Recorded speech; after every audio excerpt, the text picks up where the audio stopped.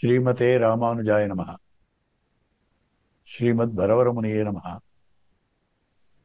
ஆழ்வார்கள் வாழி அருளிச் செயல் வாழி, தாழ்வாதுமில் குறவர் தாம் வாழி, ஏழ்பாறுமுய்ய அவர்கள் உரைத்தவைகள் தாம் வாழி, செய்யமறை தன்னுடனே சேர்ந்து தருச்சந்தப் பொழில் தழுவு தாரணியின் துயர் தீர திருச்சந்த விருத்தம் செய் திருமழிசைப்பர் அன்பருமோர் கருச்சந்தும் காரகிலும் கமல் கோங்கு மணனாரும் திருச்சந்தத்துடன் மறு திருமழிசை வளம்பதியே உலகுமழிசை உள்ளுணர்ந்து தம்மில் புலவர் புகழ்கோலால் தூக்கா உலகு தன்ன வைத்தெடுத்த பக்கத்தும் மானீர் மழிசையே வைத்தெடுத்த பக்கம் வலிது.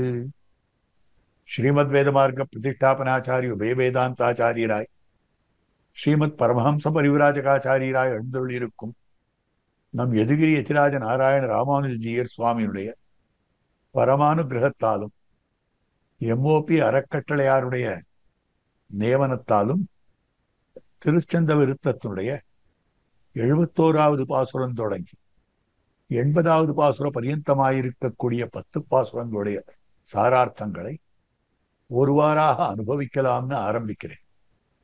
திருமிழி ஆழ்வார் மற்ற ஆழ்வார்களுக்கு இல்லாத தனிச்சிறப்பு உரையிலிடாதவர் என்கிற திருநாமத்தை பெற்றவர்.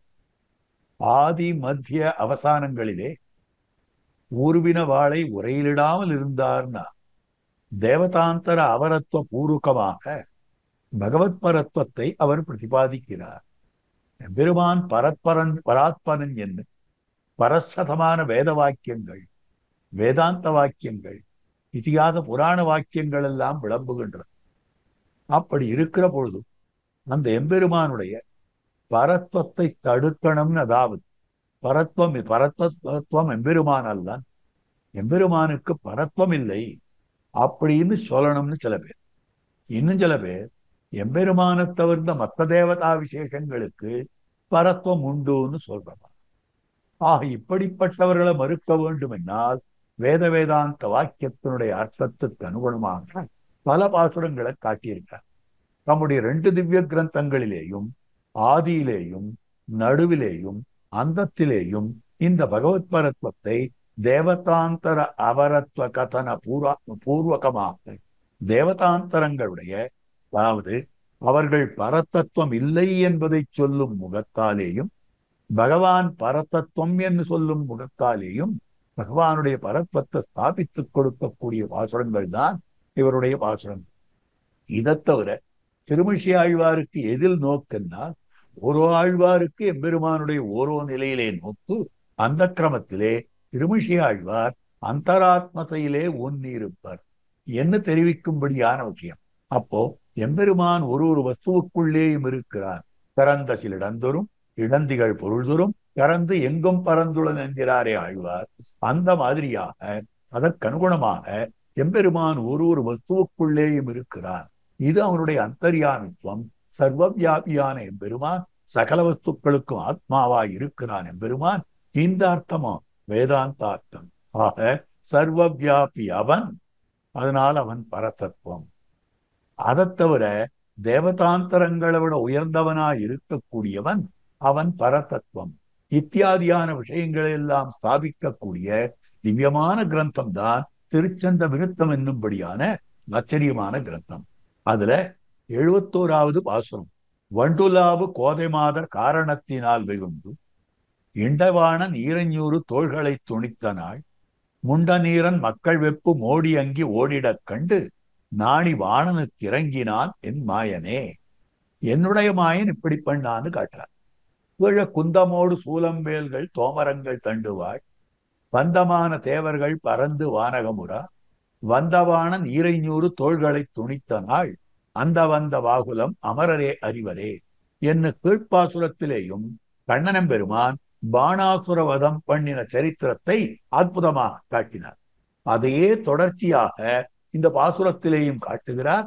அதி விபுலமான வியாக்கியானம் அனுகிரகித்தருளி இருக்கிறார் பெரியவாச்சான் பிள்ளை. இங்கு பாணாசுரனோடு எம்பெருமான் கண்ணன் எதற்காக யுத்தம் பண்ணினான்? எம்பெருமான் கண்ணன் யுத்தம் பண்ணினான் பாணாசுரனோடுனா எம்பெருமானை எதிர்த்து பாணன் வந்ததற்கு உண்டானதான காரணமும் இருக்கிறது. என்ன காரணம்னா, பாணாசுரனுடைய பெண் பிள்ளை. மகள்வாணன் மகள் இருந்தா. அப்படிப்பட்ட பாணாசுரனுடைய மகள் உஷான்னு பேர் அவளுக்கு. உஷை. அந்த உஷை என்னும்படியான பெண் பிள்ளை தான் சொப்னத்திலே ஒரு சுந்தர புருஷனை கண்டாள். அந்த சுந்தர புருஷனையே திருக்கல்யாணம் பண்ணிக் கொள்ள வேண்டும் என்று ஆசைப்பட்டாள். தன்னுடைய ஆசையை தன்னுடைய தோழியினிடத்திலே வெளியிட்டாள். அந்த தோழிக்கு சித்திரலேகான்னு பேரு. அந்த தோழியினிடத்தில் நான் கனவில் கண்ட புருஷனை மணக்க விரும்புகிறேன்னால் அவள் கனவில் கண்ட புருஷன் ஆறுன்னு இவளுக்கு என்னமா தெரியும்? ஆனா நிர்பந்தப்படுத்துறா. அவள் அழகா சித்திரம் எழுதக்கூடியவள். அதனால் லோகத்தில் இருக்கக்கூடிய அத்தனை சுந்தர புருஷர்களையும் ஒரு ஒரு சித்திரமா எழுதி எழுதி காட்டுறா. இவனில்லை இவனில்லை இவனில்லைன்னு தடுத்து கடைசியில கண்ணன் பெருமானுடைய சித்திரம் காட்டினார். இவனை போல இருந்தது இளையவனாயிருந்தான். அப்ப பிரத்யும்னனுடைய சித்திரத்தை காட்டினார். இவனை போல இருந்தது இன்னும் இளையவனாயிருந்தான். அப்ப அனிருத்தாழ்வானுடைய அந்த அற்புதமான சித்திரத்தை எழுதி காட்ட இவன் தான்னு சொல். அவன் கண்ணன் பெருமானுடைய திருப்பேரன். கண்ணனுடைய பேரனாய் அமைந்திருக்கிறபடியாலே துவாரகையிலே தன்னுடைய மாயையாலே அவனை அழைத்து கொண்டு வந்து தன் அந்தப்புறத்திலே அவனோடு ஆனந்தானுபவம் பண்ணி கொண்டிருந்தார். இதை தெரிஞ்சிட்ட பாணாசுரன் கண்ணன் மீது கோபப்பட்டு யுத்தத்துக்கு வந்து கண்ணன் பெருமான் தான் என்ன பண்ணினான் என்றால், இவன் இப்படி நம்முடைய பேரனை அவன் சிறையிட்டு வைத்திருக்கிறானே, உஷையையும் அனிருத்தனையும் அவன் சிறையிட்டு வைத்து விட்டான். கண்ணன் பெருமான் சிறை மீட்க வேண்டும் என்பதற்காக அவனோடு யுத்தம் பண்ணினான். இந்த பாணாசுர யுத்தத்திலே பகவானுடைய பரத்வம் நன்கு ஸ்தாபிக்கப்பட்டது.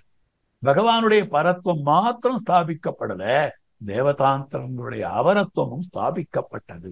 என்ன திருவுள்ளம் பத்துகிறார்கள் நம்முடைய பூர்வர்களான பெரியவர்கள். இதுல இவ்வளவு பண்ணியும் கூட எம்பெருமான் பாணாசுரனுக்கு என்ன அனுகிரகத்தை பண்ணினான்? வாணனுக்கு இறங்கினான். அது என்ன இரக்கம்? அது இல்லாம ஆச்சரியமான விஷயம் காட்டப்படுது. இங்க பாசுரம் எப்படி இருக்குன்னா, வண்டுலாவு கோதை மாதா. இந்த சித்திரலேகையின் இடத்திலே இவன்தான் என்னுடைய ஆசைக்கு உகந்தவனாய் இருக்கக்கூடிய மணவாள பிள்ளை அப்படின்னு சொல்லி முடித்ததும் அவனை அழைத்து கொண்டு வருவள் இந்த சித்திரலேகை. அவன் வருகிற போது நாம அழகா தலையை சீவி பூமுடித்திருக்க வேண்டும், அலங்கிருதையாயிருக்க வேண்டும், அலங்காரம் பண்ணி கொண்டிருக்க வேண்டும் என்கிற காரணத்துக்காக அவள் என்ன பண்ணினாள்னால் தன்னுடைய தலையிலே அழகா பூச்சூடி கொண்டு அவனுடைய வருகைக்காக காத்து கொண்டிருந்தார். கண்ணன் எந்த காலத்திலே வருவானோ என்று தெரியாமல் கோபிமார்கள் தாங்கள் எப்பொழுதும் ஆபரணத்தை அணிந்து கொண்டிருந்தார்கள் என்று காட்டுகிறார் திருப்பால் வியாக்கியானத்திலே. நேரிழையீர் மார்கழி திங்கள் மதிரைந்த நாளால் நீராட போதுவீர் போதுமினோ நேரிழையீர். திருவாபரணங்களை சாத்திக் கொண்டிருந்தவர்களே, நிலவரையிலே அடைக்கப்பட்ட பெண் பிள்ளைகள் திருவாபரணங்களை சாத்திட்டே இருந்தான்னா என்ன அர்த்தம்?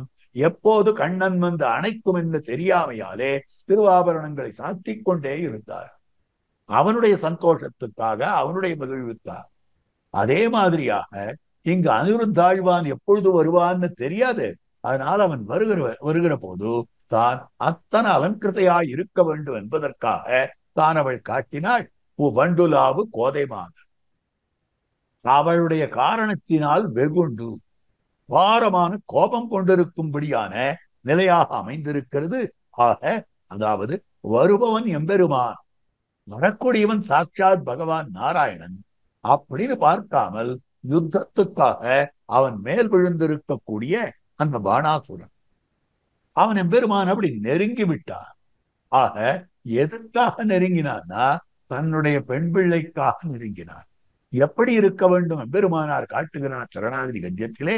உத்தரம் மாதரம் தாராம் புத்திரான் பந்தூன் சகீன் குருன் ரத்னானி தனதான்யானி சித்ராணி கிருகாணிச்சா சர்வ தர்மாம்ச சந்தியஜ்ய சர்வ காமாம்ச சாட்சரான் லோக விக்ராந்த சரணம் சரணம் தே விரஜம் விபோ என்று சம்ஹிதாவச்சனம் அதனை எடுத்து உதாகரிக்கும்படியான வார்த்தை. அப்போ தகப்பனார், தாயார், மனைவி, புத்திரர்கள், பந்துக்கள், தோழர்கள், குருக்கள், ரத்னம், தனம், தானியம், கஷேத்திரம், கிரகம், எல்லா தர்மங்களும் எல்லா ஆசைகளையும் விட்டுவிட்டு அத்தனையும் எம்பெருமானே என்று சரணடைய வேண்டும்.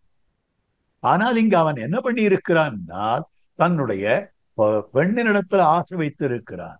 ஆக பகவானிடத்துல ஆசை வைக்க வேண்டி இருக்க அந்த பகவானே எதிர் வந்து நிற்க அவனிடத்திலே பிரீத்தி விசேஷத்தை வைக்காமல் அவன் தன் பெண்ணினிடத்திலே பிரீத்தியை வைத்து அதனாலேயே பகவானை எதிர்த்திருக்கக்கூடிய நிலை எப்படி இருக்கணும்? என்ன சந்தோஷப்படணும்? நம்முடைய பெண் பிள்ளை கிருஷ்ணனுடைய பேரனை ஆசைப்பட்டிருக்கிறாள். அவனை காந்தர்வேன விவாகமாக கொண்டிருக்கக்கூடியது. அப்போ கிருஷ்ணன் நமக்கு சம்பந்தியாக ஆகிவிட்டான். ஆக கிருஷ்ண சம்பந்தினா எப்படிப்பட்ட சம்பந்தம்? இது ஒரு சம்பந்தம் கிடைக்குமா? இப்படி ஒரு வாய்ப்பு கிடைக்குமா? இந்த வாய்ப்பு நமக்கு கிடைச்சிருக்கே அப்படின்னு பாணாசுரன் சந்தோஷப்பட்டு இருக்க வேண்டும். அப்படி சந்தோஷப்படாமல் தன்னுடைய பாகுபலம், கையில் இருக்கக்கூடிய பலம், துர்மானம், அபரிமிதமான அகங்காரம், இதனால அபாரமாக தீர்த்தத்தை கொண்டிருக்கிற நிலை, கோபத்தை கொண்டிருக்கக்கூடிய நிலை, அதனால அனர்த்தப்பட்டிருக்கிறார். இப்ப பார்க்கிற போது 200 தோள்களை துணித்தான். அவன் 1000 தோள்களை உடையவனாக இருந்தான். இந்த 1000 தோளை விட்டு அல்லது 4 தோள்களை விட்டு தான் மற்ற தோள்களை, அதாவது மரத்திலே கிளைகளை கழிப்பாரை போலே கழித்து விட்டு இருக்கக்கூடிய நிலை. ஆக அப்ப அந்த நாள்ல என்ன பண்ணினான்னா இந்த பாணாசுரனுக்கு உபகாரம் பண்றேன்னு ருத்ரன் வந்தார். ருத்ரன் தான் மாத்திரம் வரல, அவருடைய குமாரர்களோடையும் வந்தார். அவ மாத்திரம் இல்லை, ஜுவர தேவத்தை வந்தார், காளிகா தேவி வந்து இருக்கக்கூடிய நிலை, அக்னி வந்து இருக்கக்கூடிய நிலை, 49 அக்னிகளுக்கு தலைவனாக இருக்கக்கூடிய பிரதான அக்னி நான் காப்பாற்றணும், நான் பரமசிவனாக வந்து வருகிறேன். அப்ப எத்தனை தேவதா விசேஷங்கள் வேண்டாம்? முண்டன், நீரன், மக்கள், வெப்பு, மோடி, அங்கி, இவ அத்தனை பேரும் எதிர்த்து வந்து இருக்கக்கூடிய நிலை. கண்ணனம் பெருமானுடைய இந்த பானப்பிரயோக சாமர்த்தியத்தை, சுதர்சனாழ்வானுடைய பிரயோக சாமர்த்தியத்தை எல்லாவற்றையும் பார்த்த உடனேயே அவர்கள் என்ன பண்ணி இருக்கிறார்கள் என்றால் இந்த தேவதைகள் அத்தனை பேரும் முதுகு காட்டி ஓடிவிட்டு இருக்கிறார். அத்தனை பேரும் முதுகு காட்டி ஓடிவிட்டு இருக்கக்கூடிய நிலை. உடனே கண்ணனம் பெருமானுக்கு வெட்கமா போயிடுச்சு. வெட்கப்பட்டதற்கு 2 காரணங்கள் காட்டுகிறார் பெரியவாச்சான் பிள்ளை. ஆவாள கண்ணனம் பெருமான் தான் துரத்தி இருக்கிறார். பாணாசுரனுக்கு ரட்சகர்களாக வந்தவர்கள் எல்லோரும் புறமுதுகு காட்டு ஓடினார். தங்களுடைய முதுகு காட்டி ஓடிவிட்டிருக்கக்கூடிய நிலையிலே அதை பார்த்து கண்ணனம் பெருமான் தான் வெட்கப்படுவான். ஓடினவன்னா வெக்கப்பட்டு ஓடும். ஆக அந்த தெய்வங்கள்லாம் ஓடினார்கள், கண்ணனுக்கு பயந்து ஓடினார்கள். ஐயோ, இப்படி ஒருத்தன் எதிரும் பயந்து ஓடிவிட்டோமே, பயந்து ஓடினோமே அப்படின்னு.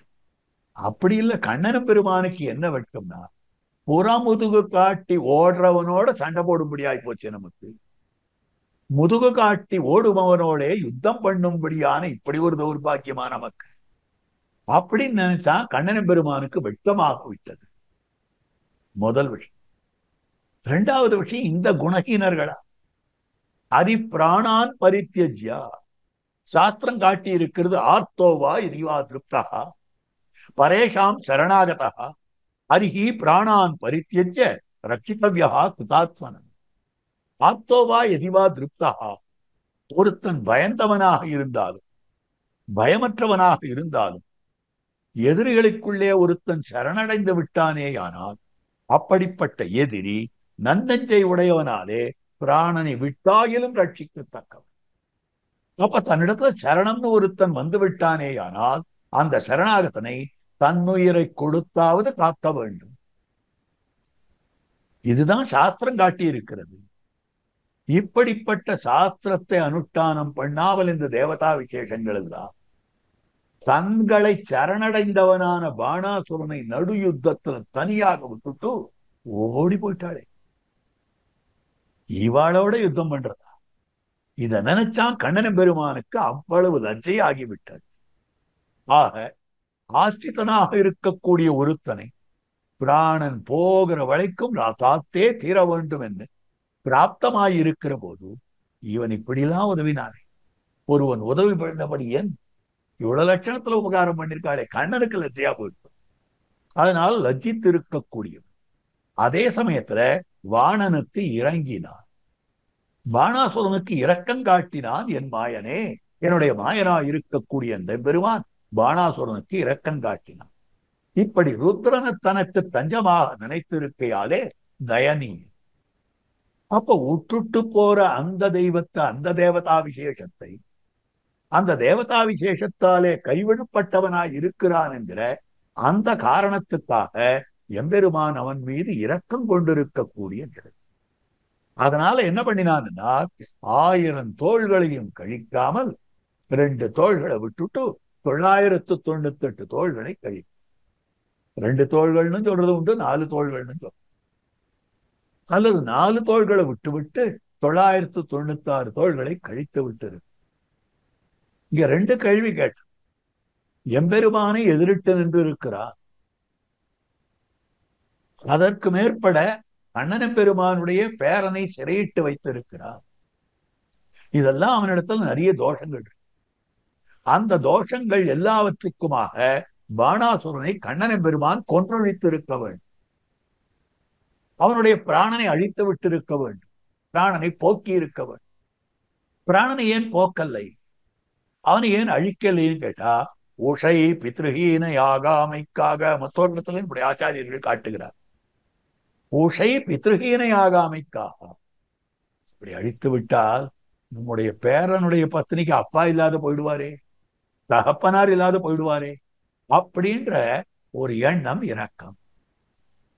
அடுத்ததாக அப்போ 1000 கையை விட்டுட வேண்டியதுதானே, எனத்துக்கு 2ஓ 4ஓ கையை விட்டு வச்சா அப்படின்னு கேட்டா, அது ஒண்ணுமில்ல. நாளமத்த நாளைக்கு உன்னை நான் காப்பாத்தனேன்னு வந்த தேவதைகளும் உன்னாலே தான் காப்பாற்றப்பட வேண்டும்னு சரணடைந்த பாணாசுரம் வழியில ஒத்தருக்கொத்தர் தாங்கள் சந்தித்துக் கொண்டால், உன்னால நான் கெட்டேன், என்னால நீ கெட்டேன், 2 பேரும் ஒருத்தர் கட்டின்னு ஆழணும் இல்லையோ, அதுக்கு கை ஓணும் இல்லையோ, அதுக்காக 4 கையோ 2 கையோ விட்டு வைத்தான் அப்படின்னு சொல்லும்படியான விஷயம். நாணி வாணனுக்கு இறங்கினான்.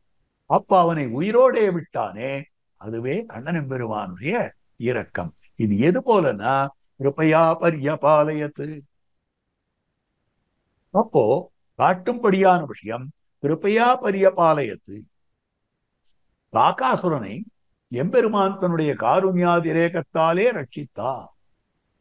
அப்ப கருணையாலே ராமபிரான் எப்படி காகாசுரனை ரட்சித்தானோ, அதே மாதிரி கருணையாலே பாணாசுரனையும் ரட்சித்திருக்கக்கூடிய நிலை கண்ணன் பெருமான் அப்படின்னு காட்டக்கூடிய அற்புதமான பாசுரமாக அமைந்திருக்கக்கூடியது.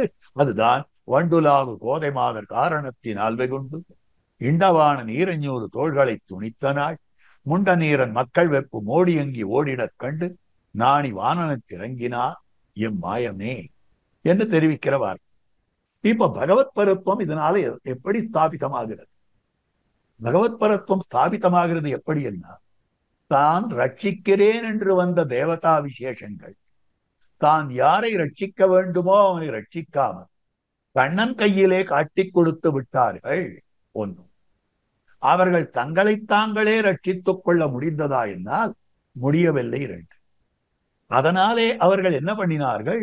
தாங்கள் முதுகு காட்டி ஓடி இருக்கக்கூடிய, அதுவும் ஓடினவர்கள் எத்துணைவர்னால் பல பேராக சேர்ந்து ஓடி இருக்கக்கூடியவை. ஆக ஒருத்தனாக கண்ணன் பெருமான் நின்றிருக்கிறார். அப்ப அந்த கண்ணன் பெருமான் திருமுன்பாக இருக்கக்கூடிய அத்தனை பேர் எப்படி இருக்கிறார்கள் என்றால், தாங்கள் பலர் முண்டனுரன் ஆக முண்டனம் பண்ணி கொண்டு சரீரத்திலே தான் பஸ்மத்த தாரியாக இருக்கக்கூடியவன், பஸ்மதாரியானவன்.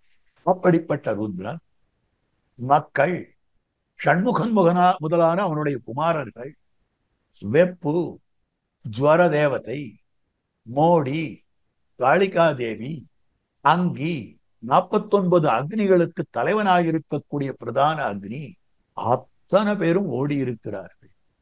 அப்ப அத்தனை பேரையும் ஓட ஓட விரட்டும்படியான சாமர்த்தியம் படைத்தவன் கண்ணன் பெருமான்னா பகவத் பரத்வம் இதிலே ஸ்தாபிக்கப்பட்டதாக ஆகும்.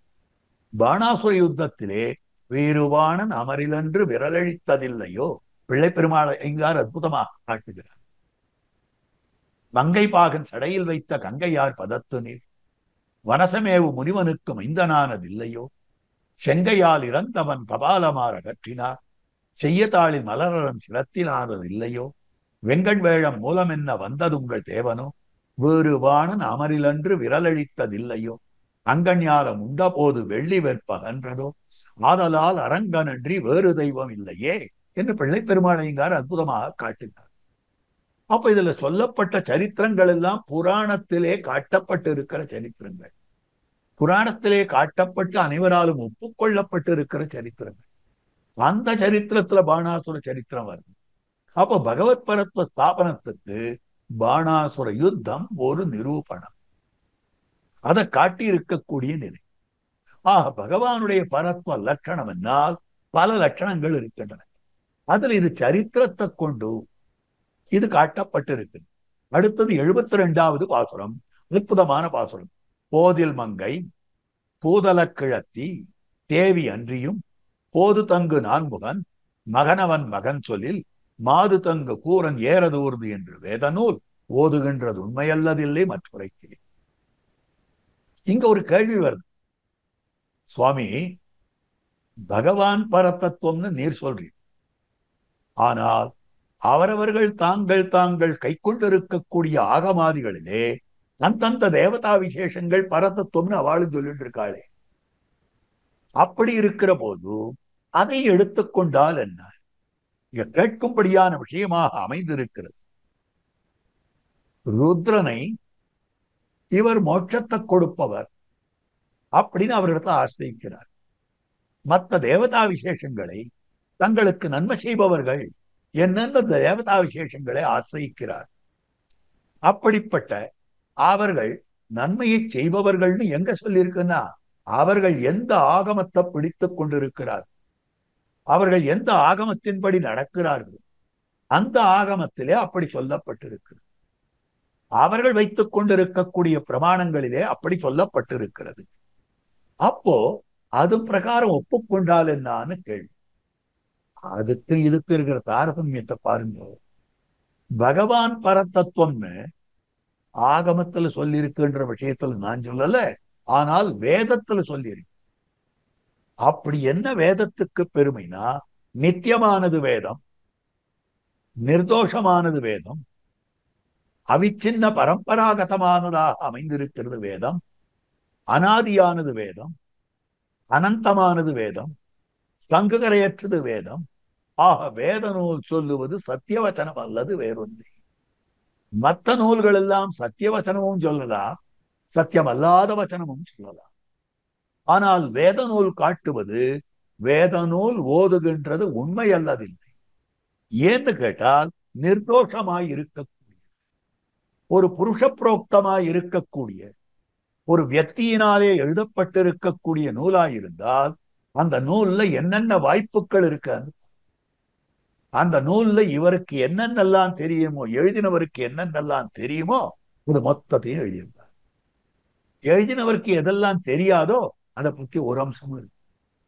எழுதினவருக்கு எதிலெல்லாம் ஆசையோ அதை பத்தி நிறைய இருக்கும். எழுதினவருக்கு எதிலெல்லாம் வெறுப்போ அதை பத்தி விரோதமா இருக்கும். எழுதினவர் இந்த அர்த்தத்தை எதுக்காக இவாளுக்கெல்லாம் சொல்லணும்ன்ற எண்ணம் இருந்தால் ஏமாற்றுவதற்காக எதையாவது சொல்லும். அப்ப புருஷ புரோக்தமாய் பௌருஷேயமான கிரந்தங்கள் இருக்கின்றனவே, அவற்றுக்கு அதை தவிர எழுதினவருக்கு இருக்கக்கூடிய ஞான குறை, இருள் துயக்கு மயக்கு மரணம்.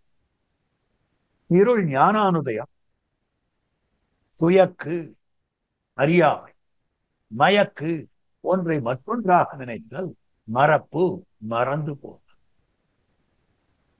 ஞானானுதய விபரீத அந்யதா ஞான விபரீத ஞான விஸ்மிருதிகள் எல்லாம் இருக்கு. இப்படிப்பட்ட குறைகள் எல்லாம் அந்த கிரந்தத்துல இருக்கு. ஒரு மனிதனாலே எழுதப்பட்ட நூல் என்றால் அந்த மனிதனுக்குள்ள குறை நிறைகள் எல்லாம் அந்த நூல்ல வந்து சேரும். அந்த மனிதனுடைய ஞானத்துக்குள்ள குறை நிறைகள் எல்லாம் அந்த நூல்ல வந்து சேரும். அந்த மனிதனுடைய அபிமானம் விருப்பு வெறுப்புகளுக்கு உண்டான விஷயங்கள் எல்லாம் அதுல வந்து சேரும். அப்போ யாராலும் பண்ணப்படாததாய் அமைந்திருக்கக்கூடிய நூல் அதுதான் வேதம். அது அபௌருஷேயம். அந்த வேதமானது நித்தியமாக அமைந்திருக்கக்கூடியது, என்றென்றுமாக இருக்கக்கூடியது. அதனால்தான் வேத பிராமணியத்துக்கு விரோதமாக யாரும் சொல்ல முடியாது. யார் எந்த வார்த்தை சொன்னாலும் கூட அது வேதத்தை அனுசரித்திருந்ததேயானால் அதை ஒப்புக்கொள்ளலாம். யார் என்ன வார்த்தை சொன்னாலும் கூட அது வேத விருத்தமாயிருந்தால் கண்ணை மூடிக்கொண்டு மறுத்து விடலாம், இல்லைன்னு சொல்லிவிடலாம். ஆக வேதமானது நிரபேட்ச பிரமாணம், தன்னுடைய பிராமாண்யத்திலே மற்றொன்றை சார்ந்திராது. இதிகாசத்துல சொன்னதெல்லாம் எடுத்துக்கலாமான்னா வேதத்துக்கு அனுகுணமா இருந்தா அதுல சொன்னதெல்லாம். புராணங்கள்ல எந்தெந்த புராணங்கள்ல எடுத்துக்கணும்னா வேத வேதாந்தங்களுக்கு ஒத்தாப்புல இருக்கிற புராணங்களை எடுத்து, மற்றையோருடைய வச்சனங்கள்ல பாசுரங்கள்ல வாக்கள்ல எதை எடுத்துக்கொள்ளலாம்னா வேத வேதாந்தார்த்தத்துக்கு ஒத்திருந்தால் எடுத்துக்கொள்ளலாம். அப்ப மற்றதெல்லாம் சாபேட்ச பிரமாணங்கள், தங்களுடைய பிராமாண்யாதிரேகத்திலே அவை வேதத்தை எதிர்பார்க்கின்றன. ஆனால் வேதமானது வேதம் இப்படி சொல்லியிருக்க அது சரியா தவறா யாரும் ஆராய்ச்சி பண்ணக்கூடாது. யாராவது ஒருத்தன் சொன்னதை பின்பற்ற வேண்டும் என்னால் அவன் சொல்லிட்டா என்ன வேத வாக்காது அப்படின்னு கேட்க. அப்ப வேத வாக்குன்னா இட் இஸ் அன்கொஸ்டனபிள்னு சொல்றோம், அதை யாருமே கேட்க முடியாது. அப்ப மாது தங்கு கூரன் ஏற தூர்தி என்று வேத நூல் ஓதுகின்றது உண்மையல்லதில்லை மற்றுரை. வேத நூல் என்ன ஓதுறதோ அது உண்மைதானே. அப்ப அந்த வேத நூல் என்ன சொல்லித்து? போதில் மங்கை பூதல கிழத்தி தேவி. அப்ப சொல்லும்படியானது மற்ற தேவதா விசேஷங்களுக்கு பரத்துவம்னு சொல்றீரே, ஆனால் எம்பெருமானுக்கு பரத்துவம் உண்டு என்பதை வேதாந்தம் காட்டுகிறது. எப்படி காட்டுகிறதுனா எந்த வஸ்து பரதத்துவமோ அது ஸ்ரீயப்பதியாய் இருக்கவர், பிராட்டிக்கு நாதனாய் இருக்கக்கூடிய வஸ்துதான் பரதத்துவம். பிரம்மருத்ர உத்பாதகனாய் இருக்கக்கூடிய வஸ்துதான் பரதத்துவம். இதுதான் சாஸ்திரம் காட்டு. நம்மாழ்வார் பகவானுடைய பரத்வத்தை 4 திருவாய்மொழிகளிலே சாதிக்கிறார். அதில் அனைவதரவண மேல் என்னும்படியான திருவாய்மொழியிலே அவன் மோட்சப்பிரதனானபடியாலே பரதத்துவம் சாதிக்கிறார். அப்படி மோட்சப்பிரதன்னு காட்டுகிற போது அவனுடைய பரத்வம் சொல்ல வேண்டுமே. அனைவதரவண மேல் சேஷசாயித்வம், அவன் சேஷசாயியா இருக்கிறபடியாலே பரதம். சேஷசாயியா இருக்கிறான்னா படுக்கையில படுத்துக் கொள்ளுபவன், படுக்கையில படுத்துக்கிறவன் தான் கல்யாணமானவன் தானே படுத்துக்கணும். பிரம்மச்சாரி தரைக்கிழன்னா கிடக்கணும். அப்ப திருக்கல்யாணம் ஆயிடுத்தோன்னு கேட்டான். பூம்பாவையாகம் உணர்வது பெரிய பிராட்டியாருக்கு நாதன் ஸ்ரீ மகாலட்சுமியாருக்கு நாதன் ஸ்ரீயப்பதியாய்த்தான் அமைந்திருக்கிறார். சரி, அடுத்தபடியாக குழந்தைகள் உண்டான்னா இருவரவர் முதலும் தானே பிரம்மருத்ர உத்பாதகன். அப்போ பரத்வத்துக்கு அடையாளம், பரதத்துவத்தினுடைய அடையாளம், அவனுடைய பரத்வத்தை ஸ்தாபிக்கத்தக்க அடையாளம் எதுன்னு ஸ்ரீயப்பதித்வம், பிரம்மருத்ர காரணத்துவம், இதெல்லாம் காட்டப்பட்டிருக்கிறது. ஆழ்வாரும் காட்டுறார். அதனால்தான் ஆளவந்தார் தாம் காட்டுகிறார். என்ன காட்டுறாருன்னா பரதத்துவம் 6ன்னு கேட்ட போது தஸ்ரீ ஸ்ரீயா, நான் கேட்கிற கேள்விக்கு பதில் சொல்லு. தஸ்ரீ ஸ்ரீயா, ஆருருத்தன் திருவுக்கும் திருவாகிய செல்வனோ அவனே பரதன். அப்ப திருவுக்கும் திருவாகிய செல்வன் பரதத்துவம் சொன்னால் அதத்தான் போதில் மங்கை கிழத்தி, போதில் மங்கை தேவி, பூதல கிழத்தி தேவி. இது நீங்க இத்தியாச புராணங்களை வச்சுன்னு சொல்றீங்களோ என்னமோ, நீங்க எழுதி வச்ச புஸ்தகத்தை வச்சுன்னு சொல்றீங்களோ என்னமோ அப்படின்னா அங்கதான் காட்டக்கூடிய விஷயம். போதில் மங்கை பத்மே ஸ்திதாம் பத்மவர்ணாம் சுவாமி ஹோபக்வயே ஸ்ரீயம், ஸ்ரீ சூக்தத்தில் தெரிவித்திருக்கப்பட்டிருக்கக்கூடிய திருவார். பத்மே ஸ்திதாம் போதில் மங்கை, போதுனா புஷ்பம், புஷ்பத்திலே எழுந்தருளி இருக்கக்கூடியவள் போதில் மங்கை. அடுத்தபடியாக பூதல கிழத்தி, பூதல கிழத்தின பூமிக்கு உரிமையாய் இருக்கக்கூடியவள், அவள் தான் ஸ்ரீ மகாலட்சுமி நாச்சியார். இவர்கள் தேவிகள். இத வேதம் காட்டுறதே. ஸ்ரீச்சபே லட்சுமி பத்னியோ, ஸ்ரீதேவி நாச்சியாரும் பூதேவி நாச்சியாரும் அவனுக்கு பத்தினிமார்களாக தாங்கள் அமைந்திருக்கிறார்கள்னு காட்டுறதே. அப்ப பார்க்கிற பொழுது இது வேத நூல் ஓதறது தானே அப்படின்னு முதல்ல பரத்வ லட்சணமாக காட்டியிருக்கக்கூடியது. இதை காட்டுகிறார். போதில் மங்கை பூதல கிழத்தி தேவியன். அதோட இல்ல, போது தங்கு நான் முகன். போதுன புஷ்பம், எம்பெருமானுடைய நாபி கமலத்திலே எழுந்தருள் இருக்கக்கூடியவனாய் இருக்கிற பிரம்மான்னு சொல்லப்படுற அந்த பிரம்மா போதிலே தங்கக்கூடியவராக தான் அமைந்திருக்கிறார் சொல்லப்படும். அஜஸ்ய நாபாவத்யேகம் அர்ப்பிதம் யஸ்மின்னிதம் விஸ்வம் புவனம் அதிஷ்டிதம். இது வேத வாக்கியம்னு காட்டப்பட்டிருக்கிறது. இது பாரதம் சாந்தி பருவத்தில் வரக்கூடிய வார்த்தைன்னு காட்டப்படும். எம்பெருமான் அஜனாக இருக்கிறான், பிறப்பற்றவனாக இருக்கிறான். அந்த பிறப்பற்றவனான எம்பெருமானுடைய உந்தியிலே ஒரு புஷ்பம் தோன்றிற்று, நாபியிலே ஒரு புஷ்பம் தோன்றிற்று. அதுதான் நாபி கமலம் சொல்லப்படும். அந்த நாபி கமலத்துல அந்த புஷ்பத்தை பற்றி இந்த லோகமெல்லாம் நிற்கிறதுனா அந்த நாபி கமலத்திலே தோன்றினவனாய் இருக்கக்கூடிய பிரம்மாவை பற்றி இந்த லோகம் ஸ்திதமாயிருக்கிறது. பிரம்மாவை பற்றி இந்த லோகமானது உருவாயிற்று. அப்ப ஜெகத்காரண பூத்தன்னு சொல்லும்படியான அந்த பிரம்மாவுக்கும் காரணபூதனாக எம்பெருமான் இருக்கிறார். போது தங்கு நான் முகன் மகன். அப்ப அந்த பிரம்மாவுக்குத்தான் காரணமாய் இருக்கிறபடியால் தான் தன் நாபி கமலத்திலே அவனை தோற்றுவித்தார். சரி, அந்த பிரம்மா ச பிரஜாபதி ஏக புஷ்கர பர்ணே சமபவத்து. இது வேத வாக்கியம் சொல்ற, யஜுர்வேதத்துல வரக்கூடிய வாக்கியம், நிருசிம்மதாபனிய உபனிஷத்துல வரக்கூடிய வாக்கியம். அப்ப இந்த வாக்கியத்தில் என்ன காட்டப்பட்டிருக்கிறது அப்படின்னா, சஹா அந்த எம்பெருமான் பிரஜாபதி ஏகா புஷ்கர பர்ணே சமபவத்து. அந்த பிரம்மா இருக்கிறாரே அவர் தாமரை இதழிலே தோன்றினார், பகவானுடைய நாபி கமலத்திலே தோன்றினார் அப்படின்னு வேத வாக்கியங்கள் சொல்லும்படியான விஷயம். அவன் மகன் சொல்லில் மாது தங்கு கூட, அவருடைய மகன் நான் முகன் திருவந்தால் ஆரம்பத்திலேயே தான் முதல்லயே சொல்லக்கூடிய திருவாக்கு அமைந்திருக்கு. நான்முகனை நாராயணன் படைத்தான், நான்முகனும் தான்முகமாய் சங்கரனை தான் படைத்தான். யான்முகமாய் அந்தாதி மேலிட்டு அறிவித்தேன் ஆழ்பொருளை சிந்தாமல் கொள்மி நீர் தேர். நான்முகனை நாராயணன் படைத்தான், நான்முகனான சதுர்முகனான பிரம்மாவை நாராயணனான எம்பெருமான் படைத்தான். ஒரு முகனான எம்பெருமான் நான்முகனை படைக்க, நான்முகன் ஐந்து முகனான பரமசிவனாரை படைக்க, ஐந்து முகனான பரமசிவனார் ஆறு முகனான ஷண்முகனை படைக்க, இப்படி சிருஷ்டி பகுமுகமாயிற்றுன்னு காட்டுகிறார்.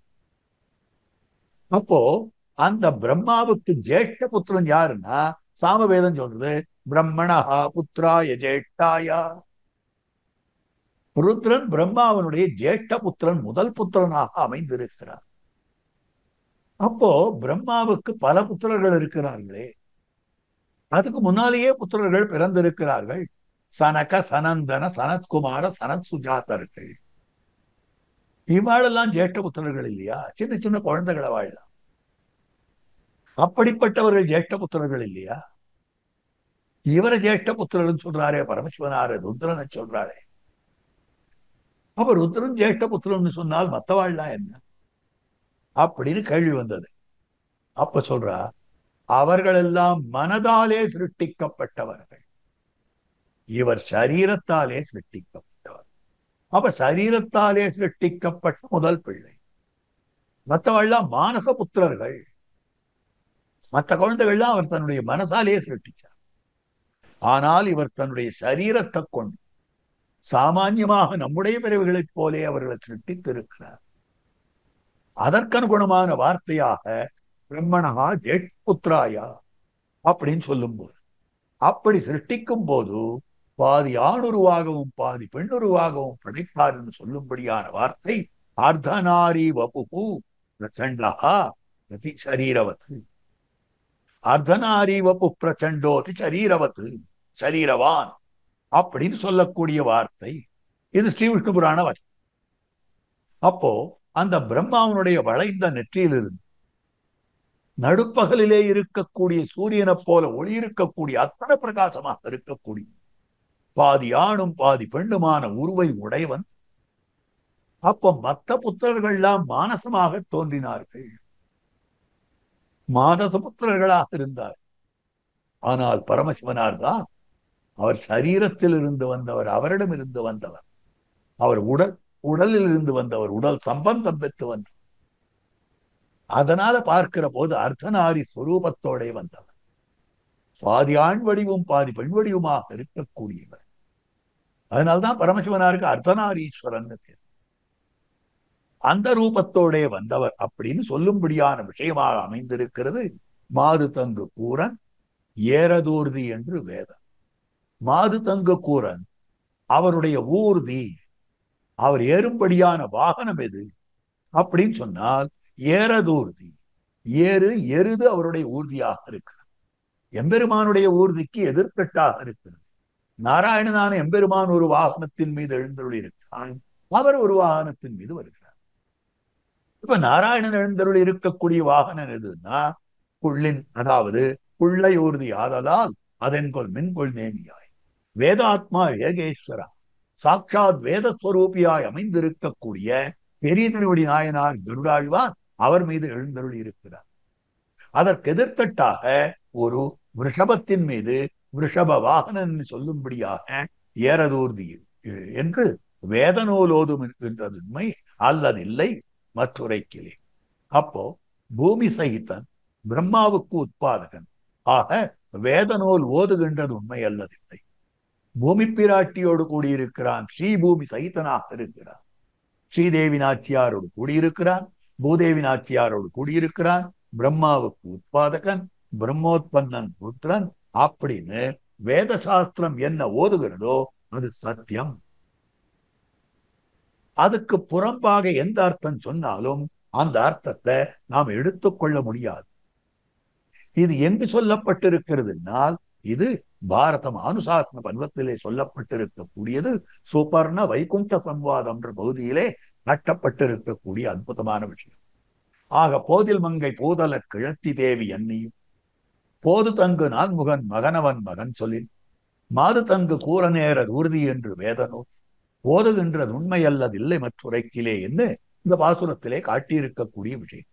இதுக்கு அடுத்தது 73வது பாசுரம். மரம்பொத சரந்துறந்து வாலி வீழ முன்னோர் நாள் உரம்பொத சரந்துறந்த உம்பராளி எம்பிரான் வரங்குறிப்பில் வைத்தவர் கலாதுவான மாளிலும் நிரம்பு நீடு போக மெத்திரத்தும் யாருக்கும் இல்லை. இது அற்புதமான பாசுரமாக இருக்கிறது.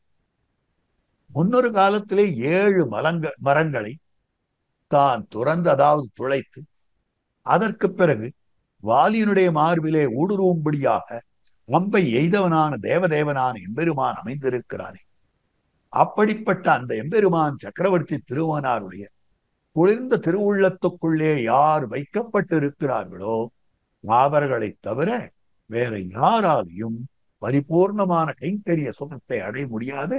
அவர்கள் தேவலோகத்தை ஆளக்கூடிய பிரம்மாதி தேவர்களாவே இருக்கட்டுமே, அவளாலையும் முடியாது. ஆறார் சக்கரவர்த்தி திருமணாருடைய இருதயத்துக்குள்ளே வைத்திருக்கிறார்களோ அவர்களால் தான் உயர்ந்ததான கைங்கரிய சுகமானது பெறப்படுவதாக அமைந்திருக்கக்கூடியது அப்படின்னு இந்த பாசுரத்துல காட்டுறார். கீழ்பாசுரத்துல யாரை நாம ஆசிரியிக்க வேண்டும் அப்படின்னா ஸ்ரீயப்பதியான எம்பெருமானை ஆசிரியிக்க வேண்டும். பிரம்மருத்ராதிகள் கஷேத்திரஜர்கள், அவர்கள் சாமானிய சேத்தனர்களாக அமைந்திருக்கக்கூடியவர்கள். ஆகவே அவர்களை ஆசிரியிப்பதனாலே மோட்சம் கிடைக்காது, அவளுடைய சாயுச்சியம் கிடைக்கும். அந்தந்த தேவதா விசேஷங்களுக்கு என்னென்ன கொடுக்க முடியுமோ அத்தனையும் கொடுப்பார்கள். அதுல ஒன்றும் சந்தேகம் இல்லை. எந்த தேவத்தை ஆசிரியித்தாலும் அந்த தேவத்தை தனக்குள்ளத கொடுத்து விடுவார். தன்னுடைய எல்லைக்குள்ள இருக்கக்கூடிய விஷயத்தை கொடுப்பார். ஆனால் மோட்ச பிரதானம்ன்றது எம்பெருமானுக்கு தானே. சாஸ்திரம் அப்படித்தானே காட்டுறது. ஆரோக்கியம் பாஸ்கராதி சேத்து ஸ்ரீயமிச்சேத்து உதாசனாத் ஈஸ்வராஜானம் என்னிச்சேத்து மோட்சமிச்சேத் ஜனார்தனா. ஆரோக்கியம் வேண்டுமென்றால் சூரிய பகவானிடமிருந்து பெற வேண்டும். செல்வம் வேண்டுமென்றால் அக்னியிடமிருந்து பெற வேண்டும். ஞானம் வேண்டுமென்றால் பரமசிவனாரிடமிருந்து பெற வேண்டும். மோட்சம் வேண்டுமென்றால் ஜனார்தனான நாராயணனிடமிருந்து பெற வேண்டும். அப்ப முக்தி பூமி பிரதாயகனாய் அமைந்திருக்கக்கூடியவன். அப்பா மோட்சத்துக்குன்னா அவனைத்தான் ஆசிரியிக்க வேண்டும். அப்போ மோட்சத்துக்கு அவனை ஆசிரியிக்க வேண்டும், ஸ்ரீயப்பதி ஆசிரியிக்க வேண்டும் சொல்றீரே, ஏன்னு கேட்டால் அந்த ஸ்ரீயப்பதி தான் தாழ்ந்தவர்களுக்கு முகம் கொடுப்பதற்காக தான் தன்னை தாழ விட்டுக் கொண்டு வருகிறார். தன்னை தாழ விட்டுக் கொண்டு வந்து அந்த பிரம்மருத்ரர்களுடைய அதிகாரத்திலே நின்றவர்களுக்கும் கூட மோட்சத்தை கொடுத்து கொண்டிருக்கக்கூடியவர். அப்போ மற்றவர்கள் எல்லாம் என்ன பண்ணுகிறார்கள்? மோட்சத்தை கொடுக்க முடியாது. எம்பெருமான் மோட்சத்தை கொடுக்கிறவன். மற்றவர்கள் தங்களுடைய அதிகாரத்திலேயே இருப்பார்கள். ஆனால் அந்த அதிகாரத்தை விட்டு இறங்கி வரக்கூடியவன் பிரம்மருத்ராதிகள் தங்களுடைய பிரம்ம பதவிக்கு ஏற்றதா இருக்கக்கூடிய அந்த ஸ்தானத்திலிருந்து இறங்கி வரமாட்டார்கள். ஏன்னா அதெல்லாம் ஒரு ஸ்தானம், அதெல்லாம் பதவி. அந்த பதவிகள் அவள் இருக்கணும்னு ஆசைப்படுறார். அந்த பதவிக்கு உண்டானதான என்னென்ன கௌரவங்கள் உண்டோ அந்த கௌரவத்தை ஒன்றையும் விட்டு கொடுக்க மாட்டார். ஆனால் எம்பெருமான் பராத்பரன் சர்வாதிகன். ஆனாலும் கூட அவன் சீலகுணத்தை காட்டுவதற்காக இந்த லோகத்திலே வந்து அவதாரம் பண்ணுகிறான். அவதாரம் பண்ணி தன்னிடத்திலே மற்றையோருக்கு நம்பிக்கை ஏற்படும்படியாக பண்ணுகிறார். அது எங்கே கண்டோம்னா வாலிவத சரித்திரத்துல பார்த்தோம், சுக்ரீவ ரட்சண சரித்திரத்துல பார்த்தோமே, ராமாவதார காலத்துல பார்த்தோமே. மரம் போத சரந்துறந்து வாலி வீழ முன்னோர் மரம் ஏறு விழு மரத்தை துளைத்தா கணையன்னாலே 7 மரமும் எய்து என் கார் முகிழ்றார் ஆழ்வார். அப்ப 7 மாமரம் துளைபட சிலை வளைத்து இலங்கை வலங்குவித்த ஆழியா. 7 மாமரங்களை எதற்காக துளைபட சிலை வளைத்து? எங்கெங்கேயோ தாறுமாறா இருந்த மரங்கள். அந்த 7 மரங்களையும் ஒரே பான பிரயோகம் பண்ணி துளையிட்டு வைத்தார். இது என்னன்னா சுக்ரீவனுக்கு விசுவாசம் கொடுப்பதற்காக, சுக்ரீவனுக்கு நம்பிக்கை கொடுப்பதற்காக தேசிகனும் காட்டுகிறார். விஸ்வாசதானம், விசுவாசம் கொடுப்பதற்காக கொடுத்தார். என்ன விசுவாசம்னா, இவன் நம்மோட தோழமை கொண்டிருக்கிறார், இவன் காலில் நாம விழுந்திருக்கிறோம், இவன் ரட்சிக்கிறேன்னு சொல்றான், உண்மையிலேயே ரட்சிப்பதற்கு சாமர்த்தியம் இருக்கா இல்லையா? இது சந்தேகம். அப்ப அந்த சந்தேகத்தை போக்கணுமே. வாலி இருக்கானே, இந்த 7 மரங்களையும் ஒரே அம்பால துளைப்பான், ஒன்னால துளைக்க முடியுமா? அவ்வளவுதான். எம்பெருமான பரீட்சை பண்ணி பரீட்சை பண்ணுகிறார். அந்த பரீட்சையை எம்பெருமான் ஏற்கிறார். ஜெகதேக வீரனான எம்பெருமான், நீ என்ன பரீட்சை பண்றது? என்ன பரீட்சை பண்ற அளவுக்கு நீ பெரியவன் ஆட்டியா? அப்ப வேண்டவே வேண்டாம், உன் சகாயமே வேண்டாம், உனக்கு நான் சகாயம் பண்ணல, இங்க ரிஷிமுக பர்வதத்திலேயே இருந்து கொண்டு சிரமப்படு அப்படின்னு புறப்பட்டு போயிருக்கணும் பெருமை. இல்லை, அவனுக்காக நம்பிக்கையை கொடுப்பதற்காக மரம் போத சரந்துரன். அப்ப தன் பக்கலிலே விசுவாசத்தை பிறப்பித்து ரட்சிக்கும் என்ன சீலம் பாருங்க. அவனிடத்துல நமக்கு நம்பிக்கை ஏற்படும்படியான ஒரு எண்ணத்தை நமக்கு உண்டு பண்ணி அதற்கு பிறகு காப்பாற்றுறவன் அப்படின்னு சொல்லும்படியான விஷயம். வாலி வீழ முன்னோர் நாள். வாலியானது, அவன் எப்படிப்பட்டவன்? வாலினா ஒரு வானரம். அவன் தன்னுடைய வாலிலே ராவணனை கட்டிண்டு 4 சமுத்திரத்திலையும் தோச்சு தானும் தீர்த்தமாடி சந்தியாவந்தனாதிகள் எல்லாம் பண்ணிவிட்டு வருவான். அவனுடைய வாளுக்கு அத்தனை பயம். வாளை நினைச்சாலே ராவணனுக்கு பயம். அங்கதன் தூது போறான் ராவணன், நீ யாரு வானரமே அப்படின்னு. நான் வாலியினுடைய மகன், வாலியினுடைய புத்திரன் அப்படின்னு சொல்ல. வாலி சௌக்கியமா இருக்கானா அவன் கேட்க. வாலியும் போனான், அவன் வாலும் போயிற்று. கம்பரர் வாலியும் போய் சேர்ந்தான், அவன் வாலும் போயிடுச்சு. அப்போ வாலியினுடைய வாளுக்கே அவ்வளவு பயந்து கொண்டிருந்தான். ஆக அப்படி ராவணனுடைய சரீரத்தை வாலிலே கட்டிக்கொண்டு ஊரெல்லாம் சுற்றி வந்தவனாக அமைந்திருக்கக்கூடியவன். அப்படிப்பட்ட வாலியானவன் தரையிலே விழும்படியா. இப்போ அந்த வாலி அவனுடைய மார்பையே தொலைத்தான். அவனுக்கு என்ன மராமரம் என்ன ஒரு வஸ்துவா? மரம் போத சரந்துறந்து வாலி விழ முன்னோர்தான். அப்போ வாலி விழும்படியாக ஒரு அற்புதமான பானத்தை பிரயோகம் பண்ணி கொடுக்கும்படியான விஷயமாக அமைந்திருக்கிறது. அப்ப இந்த இடத்துல என்ன விஷயம் சொல்லப்படுகிறது அப்படின்னா, சுவானுபவ ரூபமான அபிமதத்தை கொடுக்க என்றைக்கே தத் விரோதியான அவித்யாதி பிரபல விரோதிகளையும் போக்கி அதுக்கடியான அதிகாரத்தையும் கொடுக்கும் சீலன் என்கைக்கும். அப்போ தன்னை அனுபவிப்பதற்கு அனுகுணமான என்னென்ன ஆசையோ அந்த ஆசையை கொடுத்து நிறைவேற்றறான் எம்பெருமா. நோக்கிக் கொண்டு வா, நீ அதிகாரத்தை சம்பாதித்துக் கொண்டு வா, மற்ற தேவதா விசேஷங்கள் எல்லாம் உன்னுடைய தடையெல்லாம் நீக்கிண்டு வா, என்னிடத்த வரத்துக்கு உண்டான தகுதியோட நீ வா. அப்படி தகுதியை உண்டாக்கி கொண்டு நீ உன்னுடைய தடையை எல்லாம் நீக்கிக் கொண்டு என்னிடத்துல வந்தாயேயானால் உனக்கு நான் பலன் தரேன். மற்ற தேவதா விசேஷங்கள் இப்படிதான் சொல்லுவேன். ஆனால் எம்பெருமான், நீ வந்துட்டியா, உனக்கு தகுதியை நான் ஏற்படுத்தி தரேன், உன்னுடைய விரோதியை நான் போக்கி தரேன், நீ ஆசைப்படுறதையும் நான் கொடுக்கிறேன். அப்போ பிரபல விரோதிகளையும் போக்குகிறான் எம்பெருமான், அதுக்கடியான அதிகாரத்தையும் கொடுக்கிறான் எம்பெருமான். அப்படிப்பட்ட சீலவான். அதனாலதான் மற்ற தேவதா விசேஷங்களை காட்டுகிற போது பேணிலும் வரந்தரா மிடுக்கில்லாத தேவன் காணிலும் உருப்பொலார் செவிக்கினாத கீர்த்தியார் பேணிலும் வரந்தர மிடுக்கில்லாத தேவன். அவர்களை கிட்ட போய் கேட்டாலும் கூட வரம் தருவதற்கு முன் சாமர்த்தியம் இல்லாதவர்கள். நீ உனக்கு தகுதியை ஏற்படுத்திட்டு வா, என்ட்ரன்ஸ் எக்ஸாம்ல பாஸ் பண்ணிடு, அதுக்கப்புறம் உனக்கு அட்மிஷன் தரேன்ற மாதிரி அந்த மாதிரி அமைந்து இருக்கக்கூடிய. ஆக அவர்கள் எல்லாம் அபிமத பிரதானத்திலும் அசக்தர். அதான் வரந்தர மிடுக்கில்லாத தேவர்னு கிழ காட்டியிருக்கு. அப்படி இருக்கக்கூடிய நிலையிலே உம்பராளி எம்பிரான். அப்ப இந்த இடத்துல காட்டக்கூடியது வாலிவேவ முன்னோர் நாள் புறம்பத சரந்துறந்த உம்பராளி எம்பிரான். உம்பராளினா தேவலோகத்தை ஆளக்கூடியவன். தேவலோகம்னா நித்தியசூரிகள் எழுந்தருளி இருக்கக்கூடிய பரமபதம். அந்த பரமபதத்திலே இருக்கக்கூடிய நித்தியசூரிகளை எவன் கைங்கரியம் கொள்ளுகிறானோ அவன் தான் உம்பராள். அப்போ தாழ்ந்தவர்களுக்கு இந்த மாதிரி உபகாரம் பண்ணுபவன் உம்பராள். அப்போ ஒரு சுக்ரீவனுக்கு அவனுக்கு நம்பிக்கையை உண்டு பண்ணி விரோதியான வாலியை போக்கி அதற்கு மேற்பட அந்த சிம்மாசனத்துல உட்கார வைத்தான் கிஷ்கிந்தாராஜ்ய சிம்மாசனம். இங்க பாருங்க, தகுதியை உண்டாக்க வேண்டும், நம்பிக்கை வேண்டும். அந்த நம்பிக்கை என்ற தகுதியை ராமன் உண்டாக்கினான். வாலி என்ற விரோதியை ராமன் போக்கினான்.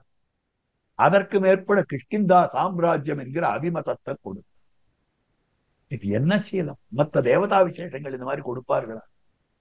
அந்த மாதிரி கொடுக்கக்கூடியவனாய் அமைந்திருக்கிறவன் அவன் தான். யாருன்னு கேட்டா நித்திய சூரிய நிர்வாகக்கு இதை பண்ணினானே. சாமானியாதிகாரி பண்ணல, நித்திய சூரியர்களுக்கு நிர்வாகனா இருக்கிறவன், இதெல்லாம் பண்ண வேண்டிய நிர்பந்தம் இல்லாதவன், அவன் பண்ணி இருக்கக்கூடிய விஷயமாக அமைந்திருக்கிறது. அப்ப இத பண்ணினபடியாலே என்ன பண்ணினார்னா, வாலிவதம் பண்ணினது சுக்ரீவனுக்கு உபகாரம் இல்லை, வாலிவதம் பண்ணினது எனக்கு உபகாரம்ன்றார் திருமிச்சித்தார். உம்பராளி எம்பிரா உரம்பொதச்சரந்துரந்த உம்பராளி எம்பிரா எனக்கு பண்ணின உபகாரமாக அமைந்திருக்கக்கூடியது அப்படின்னு சொல்லும்படியான விஷயம். அடுத்தது உம்பராளி எம்பிரான்னா தேவர்களையும், அதாவது அனன்ய பிரயோஜனர்களாக இருக்கக்கூடிய பிரயோஜனாந்தரபரர்களாக இருக்கக்கூடிய தேவர்கள், அனன்ய பிரயோஜனர்களாக இருக்கக்கூடிய எம் போன்றவர்கள் எல்லாரையும் எழுதி கொண்டார். அப்போ உம்பராளி எம்பிரான், உம்பராளி எம்பிரான். இப்போ உம்பர சப்தத்துக்கு முதல்ல ஒரு அர்த்தம் சொன்னார், அதுதான் நித்தியசூரிகள்னு அர்த்தம். இரண்டாவது ஒரு அர்த்தம் சொல்றார், உம்பர்னா இந்த தேவர்கள், இவாளுக்கு உம்பர்கள் தான். அப்ப இந்த தேவர்கள்னு சொன்னால் இந்த தேவர்களையும் எழுதி கொண்டார், எம்பிரான் என்னையும் எழுதி கொண்டார். ஆக பிரயோஜனாந்தர பரர்கள், எம்பெருமான தவிர மற்ற பிரயோஜனங்கள், என்னுடைய பதவி வேணும், எனக்கு பிரம்ம பதவி வேணும், எனக்கு இந்திர பதவி வேணும் என்று ஆசைப்படுபவர்கள் பகவானை வழிபடுகிறார்கள். பகவானே நீதான் வேண்டும், வேறொன்னும் வேண்டாம், உன்னை சேவித்திருந்தால் போரும் அப்படின்னு என் போன்றவர்களையும் அவன் அடிமை கொள்ளுகிறான். உம்பராளி எம்பிரான் அவன் தான் சக்கரவர்த்தி திருமகன் காட்டுறான். அப்படிப்பட்ட சக்கரவர்த்தி திருமகன் வரங்குறிப்பில் வைத்தவர்க்கு அலாது. ஆக அந்த சக்கரவர்த்தி திருமகனார் தம்முடைய திருவுள்ளத்திலே இவர்களை வைத்தவர்களை தவிர மற்றையோர்க்கு வானமாளிலும் வானத்தை ஆள்பவர்களான பிரம்மாதி தேவர்களாய் இருந்தாலும் கூட நிரம்பு நீடு போகம் எத்தியும் யாருக்கும் இல்லை. குறைவற்று இருக்கக்கூடிய நீண்டதான நித்தியமாக இருக்கக்கூடிய அந்த கைங்கரியமாகிற சம்பத்து, அந்த கைங்கரியத்துக்கு முன்னாலே அமைந்திருக்கக்கூடியதான பரமபக்தி, ஆக பரமபக்தி கிருத்தமாய் பரிபூர்ணமாய் அமைந்திருக்கக்கூடிய தெளிவான நித்தியானுபவம், ஆக மேலான பக்தி, மேலான ஆசை, அதனாலே தெளிந்த அனுபவம், ஒரு கலக்கம் இல்லாத அனுபவம், எத்திரத்தும் இல்லை யாருக்கும் இல்லைன்னு காட்டு. ஆக அது அனன்ய பிரயோஜனர்களுக்கும் கிடையாது. கர்மாதி உபாயங்களை அனுஷ்டிக்கவுமா சித்தோபாய பரிகிரகம் பண்ணவுமா அவன் பிரசாதத்தை ஒழிய மோட்ச சித்தி இல்லை. யாருக்கும் மோட்ச சித்தின்னா அவன் கருணையால தான் வரும். நம்முடைய எந்த கிருத்தியமும் உபாயம் கிடையாது. நான் அவன் திருவடிகளை பிடிச்சுட்டேன் எனக்கு கிடைக்கும் இல்லை, அவன் கருணையாலே. வேறொரு பிரயோஜனத்தை ஆசைப்படாமல் பெருமாளையே நான் ஆசைப்படுறேன், அதனாலே எனக்கு கிடைக்கும் இல்லை, அவன் கருணையாலே கிடைக்கும்.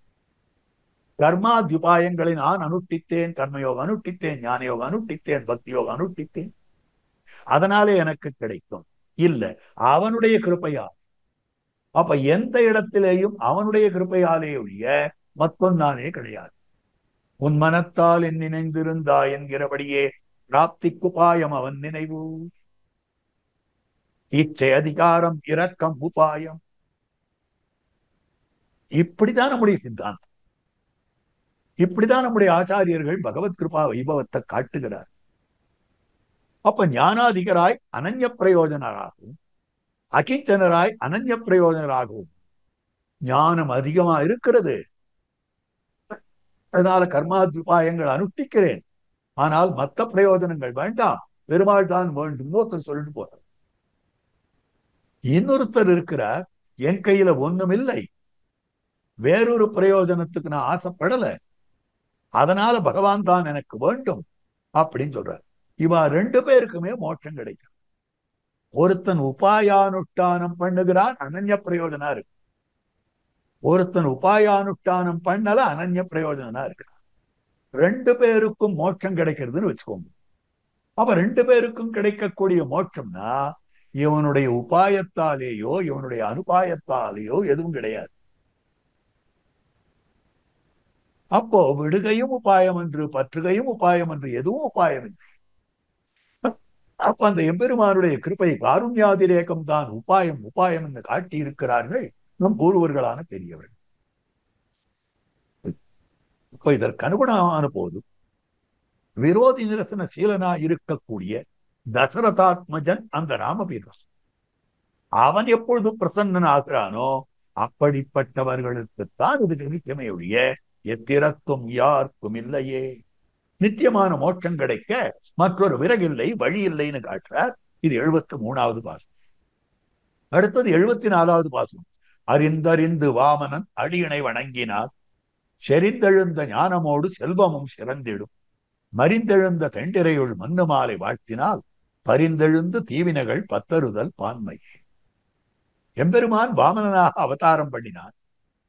அவனுடைய 2 திருவடிகளையும் உபாயமாகவும் உபேயமாகவும் நாம் அத்தியவசித்து வணங்கினோமேயானால் நமக்கு உண்டாகி இருக்கக்கூடிய ஞானத்தோடு பக்தியாகிற செல்வமும் சேரும்.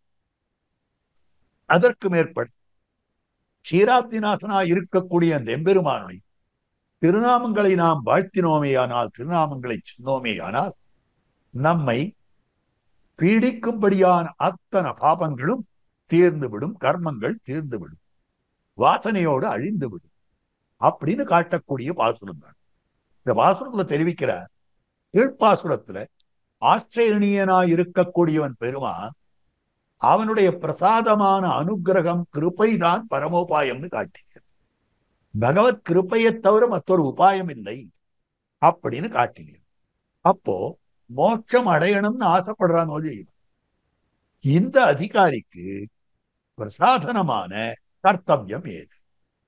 இந்த அதிகாரிக்கு அவன் அருளை விளைவிப்பதற்காக செய்ய வேண்டியது. அப்ப அவனுடைய அருள் என் மீது விளைய வேண்டும் என்றால் அதுக்கு நான் ஏதாவது செய்யணுமா? நான் செய்ய வேண்டிய அம்சம் என்ன அப்படின்னு கேட்டால் ஒண்ணும் இல்லை. வாமனனுடைய திருவடிகளிலே தலை சாய்க்க வேண்டும். க்ஷீராப்திநாதனுக்கு மங்களாசாசனம் பண்ண வேண்டும். அப்ப அவனுடைய அருள் மேன்மேலும் கிடந்தது. மோட்சம் அடையணும்னு ஆசை, மோட்சம் கொடுக்க சித்தமாயிருக்கிறான். அவன் கைங்கரிய பரியந்தமாக நமக்கு கொடுக்க வேண்டும் என்றால் வாமனன் அடியினையை வணங்க வேண்டும். அறிந்தறிந்து வாமனன் அடியினை வணங்கினால். அடுத்தது மறிந்தெழுந்த தெண்டிரையுள் மண்ணு மாலை வாழ்த்தினால். அப்ப தென்திரை, தென்மையான திரை அலைகள், அதுல மண்ணும்படியான மால் க்ஷீராப்திநாதன். அந்த நீ க்ஷீராப்திநாதனை வாழ்த்தினான். அப்போ அவனுடைய சௌசீல்யத்தை சொன்னோமேயானால், அப்ப காட்டும்படியான விஷயம் என்ன காட்டுகிறது என்னால், வாமனனுடைய திருவடிகளிலே தலை சாய்க்க வேண்டும். க்ஷீராப்திநாதனுடைய சீலத்துக்கு வாசகமான திருநாமங்களை சொல்ல வேண்டும். நமக்கு புருஷார்த்த சித்தி உண்டாகிவிடும். வேற எதுவுமே பண்ண வேண்டாமே. அவன் கிருபைன்ற உபாயம் இருக்கிற போது அந்த கிருபையான உபாயத்தாலே நமக்கு கிடைக்கிற கைக்கரியமும் மோட்சானுபவமும் நமக்கு ரசிக்க வேண்டும் என்றால் இதெல்லாம் தான் வேண்டும். அறிந்தறிந்து வாமனன் அடியினை வணங்கினார். அறிந்து அறிந்து ரெண்டு வார்த்தை. ரெண்டு வார்த்தை சொன்னால் ரெண்டு தனித்தனியான அர்த்தம் சொல்லணும். ஒரே அர்த்தம் சொல்லிடக்கூடாது. திருமங்கையாழ்வார் அமலன் விமலன் நிமலன் நின்மலன் ஒரே அர்த்தத்துல 4 வார்த்தை சொன்னார். பெரியவாச்சான் பிள்ளை 4த்துக்கும் 4 தனித்தனி அர்த்தங்கள். விஷ்ணு சகஸ்ரநாமத்துல வசுப்பிரதா வசுப்பிரதான்னு அடுத்தடுத்த 2 திருநாமம் வருது. அந்த 2 திருநாமத்துக்கும் தனித்தனி அர்த்தம் காட்டப்பட்டிருக்கு. அப்போ 2 தரம் ஒன்று சொல்லப்பட்டதே ஆனால் புனருக்தின்ற தோஷம் வரக்கூடாது. கூறியது கூறல், சொன்னதையே சொல்றார் அப்படின்ற குத்தம் வரக்கூடாது. அந்த தோஷம் வாராமைக்காக 2 விதமான அர்த்தத்தை காட்ட வேண்டியதாக அமைந்திருக்கு. ஆழ்வார் தாம் தெரிவிக்கிறார், மாதவன் என்னென்னு ஓதவல்லீரேல். மாதவன் என்று ஓதவல்லீரேல் சொன்னா போருமே. மாதவன் என்றென்று ஓதவல்லீரேல், மாதவன் என்று ஓதவல்லீரேல் ஏன் சொல்லணும் அப்படின்னா, மாதவன் என்று ஸ்ரீமன் நாராயண சரணோ சரணம் பிரபத்தியே என்கிற பூர்வ கண்டத்திலே சொல்லப்பட்ட மாதவன் ஸ்ரீமன் நாராயணா பூர்வ கண்டத்துல இருக்கு. அது மாத்திரம் சொன்னா போருமா? அடுத்து ஸ்ரீமதே நாராயணாயா உத்தர கண்டத்துல இருக்கிறது இன்னொரு தரம் சொல்ல வேண்டாமா? அதனால மாதவன் என்று 2 தரம் சொல்லப்பட்டது. ஆச்சாரியத்திலே மாதவன் என்ன துவயமாக்கின்னு காட்டு. இப்போ ஒரே வார்த்தை 2 இடத்துல சொல்லப்பட்டதே ஆனால் அந்த 2த்துக்கும் தனித்தனி அர்த்தம் சொல்லணும். அப்ப அறிந்து வாமனன் அடியினை வணங்கினால் சொன்னா போருவேன். அறிந்துன்னு என்னத்துக்கு சொன்னார் அப்படின்னா, உபாயமாக அறிந்து உபேயமாக அறிந்து. முதல் அறிந்துக்கு உபாயமாக வாமனனுடைய அடியினையை வணங்கினார். 2வது அறிந்துக்கு உபேயமாக வாமனனுடைய அடியினையை வணங்கினார். அப்போ வாமனுடைய அடியணைன்னா ஏன் மத்தவாளை பத்தி சொல்லாமல் வாமனுடைய அடியணை தன் சொத்தை வாங்கிக்கிறதுக்காக, தன் சொத்தை எடுத்துக் கொள்வதற்காக, தன்னுடைய வஸ்துவை லபிக்கைக்காக அவன் என்ன பண்ணினான்? தான் யாச்சகனா போனானே, இதை விட சீல குணம் உண்டா? அது எந்துன்னு சொல்லி அவனிடமிருந்து அப்படியே இழுத்துட்டு வர, அதை விட்டுட்டு தரையா கொடுக்குறியா? கோட்டங்கை வாமனாய் செய்த கூத்துக்கள் கண்டுமே ரூபாய் பொற்கையில் நீரே. அந்த கையில நிலத்தை தாரை கேட்டானே அப்படின்னு சொல்லும்படியான விஷயம். அப்ப அறிந்தறிந்தனா பிராப்பியம் அவனே. பிராப்பியானுகுணமாக அறிந்து பிராபகானுகுணமாக அறிந்து பிராப்பியமும் பிராபகனும் அவனே என்றும் அவனுடைய திருவடிகளிலே எல்லா பொறுப்பையும் சமர்ப்பித்து விட்டவர்களாக இருக்கக்கூடியவர். அப்ப வாமனன் அடின்னா அவன் திருவடிகள். வாமனன் மற்ற விஷயங்கள் பேசல. ஏன்னா அவன் தான் எல்லார் தலையிலையும் கால வச்சான். எல்லார் தலையிலேயும் திருவடிகளை வைத்தவன் அவன். அப்படின்னா என்ன? இவன் வசிட்டன், இவன் சண்டாளன்னு பார்த்தானா? இவன் படித்தவன் படிக்காதவன் பார்த்தானா? இவன் பணக்காரன், இவன் பணக்காரன் அல்லன்னு பார்த்தானா? எந்த வித்தியாசமும் பார்க்கலையே. தேவ திரிய மனுஷ ஸ்தாவரங்கள் எல்லாத்தும் தலையிலையும் கால வச்சானே. இது தேவ ஜாதி இதன் தலையில கால் வைக்கலாம், இது மனுஷ ஜாதி இதன் தலையில கால் வைக்க கூடாது சொல்லலையே எம்பெருமான். இப்ப வரையாதே எல்லாருக்கும் தலையிலேயும் திருவடிகளை வைத்தார். அதனால வரையாதே வைத்த போது யாரு என் தலையில வையன்னு கேட்க கூட இல்லை. இப்ப எவ்வளவு சுலபமாக லபிக்கும். ஏதாவது பிரயத்தனப்பட்டோமோ நாம், பகவானுடைய திருவடி தாமரைகள், அந்த பொன்னடி தாமரைகள், பொற்றாமரை அடியானவை என் தலையிலே வர வேண்டும். நீ ஒரு நாள் படிக்களவாக நிமிர்த்த நின் பாதபங்கயமே தலைக்கணியாய் கேட்டாளா? கேட்கவே இல்லையே. அதா புனசங்கரதாங்க கல்பகா, இந்த மாதிரி யாராவது கேட்டாளா? அத்தனை பேர் தலையிலையும் திருவடிகளை வைத்திருக்கிறார். அதுதான் அறிந்தறிந்து வாமனன் அடியினை வழங்கி. அறிந்தறிந்துன்றதுக்கு இன்னொரு அர்த்தமும் காட்டு. என்ன அர்த்தம் காட்டுறாரு? அற்புதமான விஷயம்.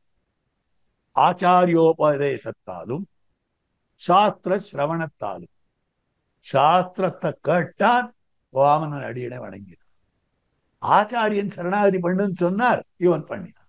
அப்ப ஆச்சாரியோபதேசத்தாலே அறிந்து, சாஸ்திர சிரவணத்தாலே அறிந்து வாமனன் அடியினை அடங்கினான் அப்படின்னு சொல்லும்படியான வார்த்தை.